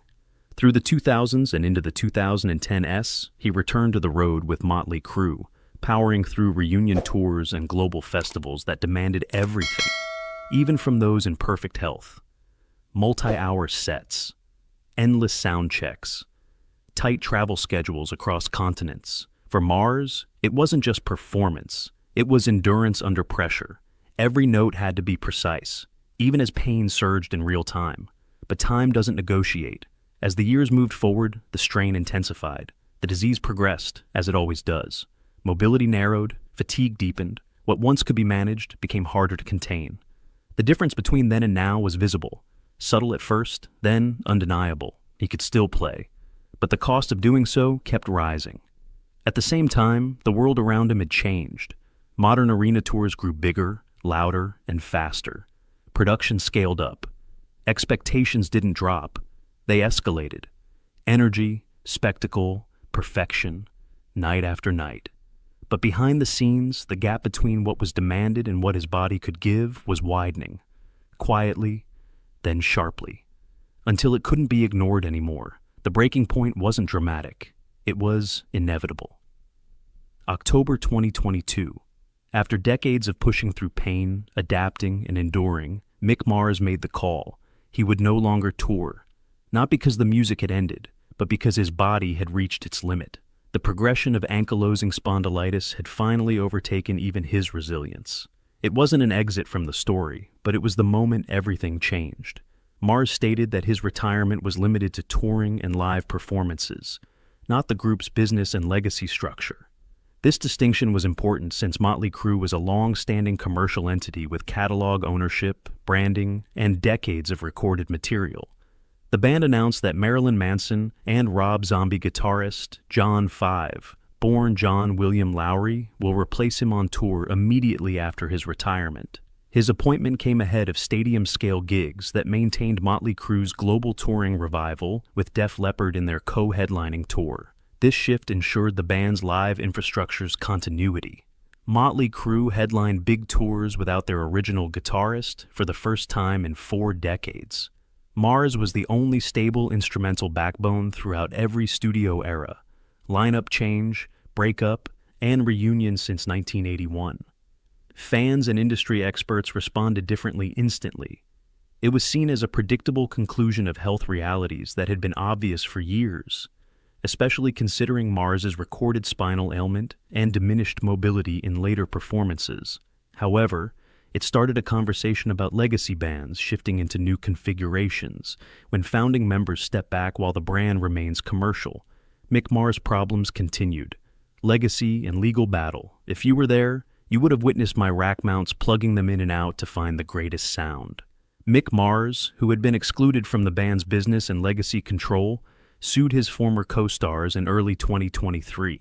Mars filed the complaint in April 2023 in Los Angeles County Superior Court, alleging that the band's corporate structure had diminished his financial and decision-making power. The dispute revolved around profit sharing, namely whether his ownership stake and royalty share had been changed without his consent. Mars said that he was a prominent stakeholder in Motley Crue and that his financial position was unilaterally changed after he stopped touring. Mars challenged how the band made business decisions, including touring, branding, and live performance contracts. He believed that leaving the stage did not mean leaving the band, so he helped found the band in 1981. The legal dispute over performance participation versus ownership rights hinged on this disparity. Motley Crue responded quickly and strongly. The remaining members denied guilt and justified Mars's diminished touring capacity as a reason for live lineup change. They highlighted his deteriorating physical capacity owing to ankylosing spondylitis, a degenerative spinal illness that needed extensive surgery in 2004 and hampered his movement in subsequent years. Touring and business relationships were adjusted for operational need, not exclusion, the band said. Filings and counterstatements quickly turned the matter into a public entertainment industry feud. Rolling Stone, Billboard, and Variety reported the case, contrasting Mars's status as a founding creative force with the band's claim of functional restrictions in live performances. This argument went beyond a band dispute because of how the law considers partnerships like Motley Crue. In such cases, courts don't consider image or legacy. contracts, ownership percentages, and fiduciary duties are examined. Unless contractually agreed upon, Mick Mars' interest in the band's corporate structure cannot be diminished or amended. In California, where the action was brought, U.S. partnership and corporate law requires co-owners to not unilaterally dilute another partner's share or exclude them from decision-making if they still own. Mars's case hinged on this legal distinction. Except as mentioned in past agreements, stopping touring does not automatically end ownership rights. Mars's 2023 lawsuit in Los Angeles County Superior Court claimed his ownership portion and voting power were lowered without authorization. The band said that Mars's diminishing live performance justified reorganizing tours and revenue streams. This is where cases often hinge. If revenue is mostly from live performance, restructuring makes sense. When catalog, branding, and heritage ownership are involved, exclusion becomes harder to explain legally. In court, the lawsuit never ended dramatically. Both sides reached a private settlement in 2024, concluding the dispute without disclosing financial terms, ownership stakes, or governance changes. In high-profile entertainment disputes, prolonged litigation might reveal confidential financial systems and contracts. Mars received positive reviews from rock and media industry veterans and commentators. The situation was openly denounced by Dee Snider as a poor way to treat a founding member, while guitarist Tracy Guns called the move a corporate choice that upsets fans. Radio host Eddie Trunk was more forthright, saying Mars was the band's most musically consistent member and asking how a founding member could be fired. To understand why the case was so controversial, look at Motley Crue's internal history. In the mid-1980s, Motley Crue had achieved global domination, but its internal structure was under strain. In December 1987, Nikki Sixx overdosed in L.A. Before injecting adrenaline, emergency responders deemed him clinically dead for 2 minutes. It was more than a personal crisis, a symbol representing the band's trajectory at the time. Sixx later described the period as a complete loss of control. Tommy Lee's legal difficulties and high-profile relationships kept him in the limelight, overshadowing the band's music. Arrests, public altercations, and tabloid coverage moved attention from the band's music to its offstage antics. The biggest legal and moral dilemma began on December 8, 1984. An automobile crash in Redondo Beach, California, killed Nicholas Razzle Dingley while Vince Neil was driving drunk. Jail, probation, and financial restitution followed Neil's arrest. The incident affected the band's image and internal dynamics. It added a sense of gravity beyond rock and roll, pushing the band to face enormous repercussions. While the others struggled with addiction, legal issues, and public breakdowns, Mick Mars was the most stable. These headlines barely mention Mars. In the late 1980s, producers and engineers remarked that Mars was typically the only member ready to track parts during recording sessions. After entering rehab together, the band recorded Dr. Feelgood in 1989, their most commercially successful album, selling over 6 million copies in the U.S. Mars' precise guitar playing anchored a band that had struggled to work together in the studio on that record. The 1990s didn't end in stability. After internal arguments over dedication and performance, Vince Neil was sacked in 1992, driving the band into a perilous shift. In 1994, they added John Corabi and published a self-titled album, which was critically acclaimed but not as successful as past efforts. The era revealed a deeper concern. Band identity shattered without its historic lineup. Mars stayed through the change, shaping the band's sound despite its commercial decline. Neil reunited the band in 1997, but the hostility lingered. Behind the scenes, financial and contractual issues were as relentless as emotional ones. As the band's historical catalog appreciated, touring earnings, publication rights, and branding decisions caused conflict. The Dirt, their 2001 autobiography, detailed the excess and internal breakdowns that nearly ended the band many times. The 2019 Netflix adaptation was based on the book. Even their final chapter was temporary. The band played its final gig in Los Angeles on December 31, 2015, after signing a cessation of touring agreement. The contract excluded future reunions, an unusual industry move. In 2019, that arrangement was changed, and the band returned for a lucrative stadium tour with Def Leppard. Mars was stable during these times. He preserved the musical character that made the band successful, not the narrative. Mars maintained the sound while others made headlines. His riffs kept the band together during turbulence, allowing them to regroup. Being marginalized makes one sympathize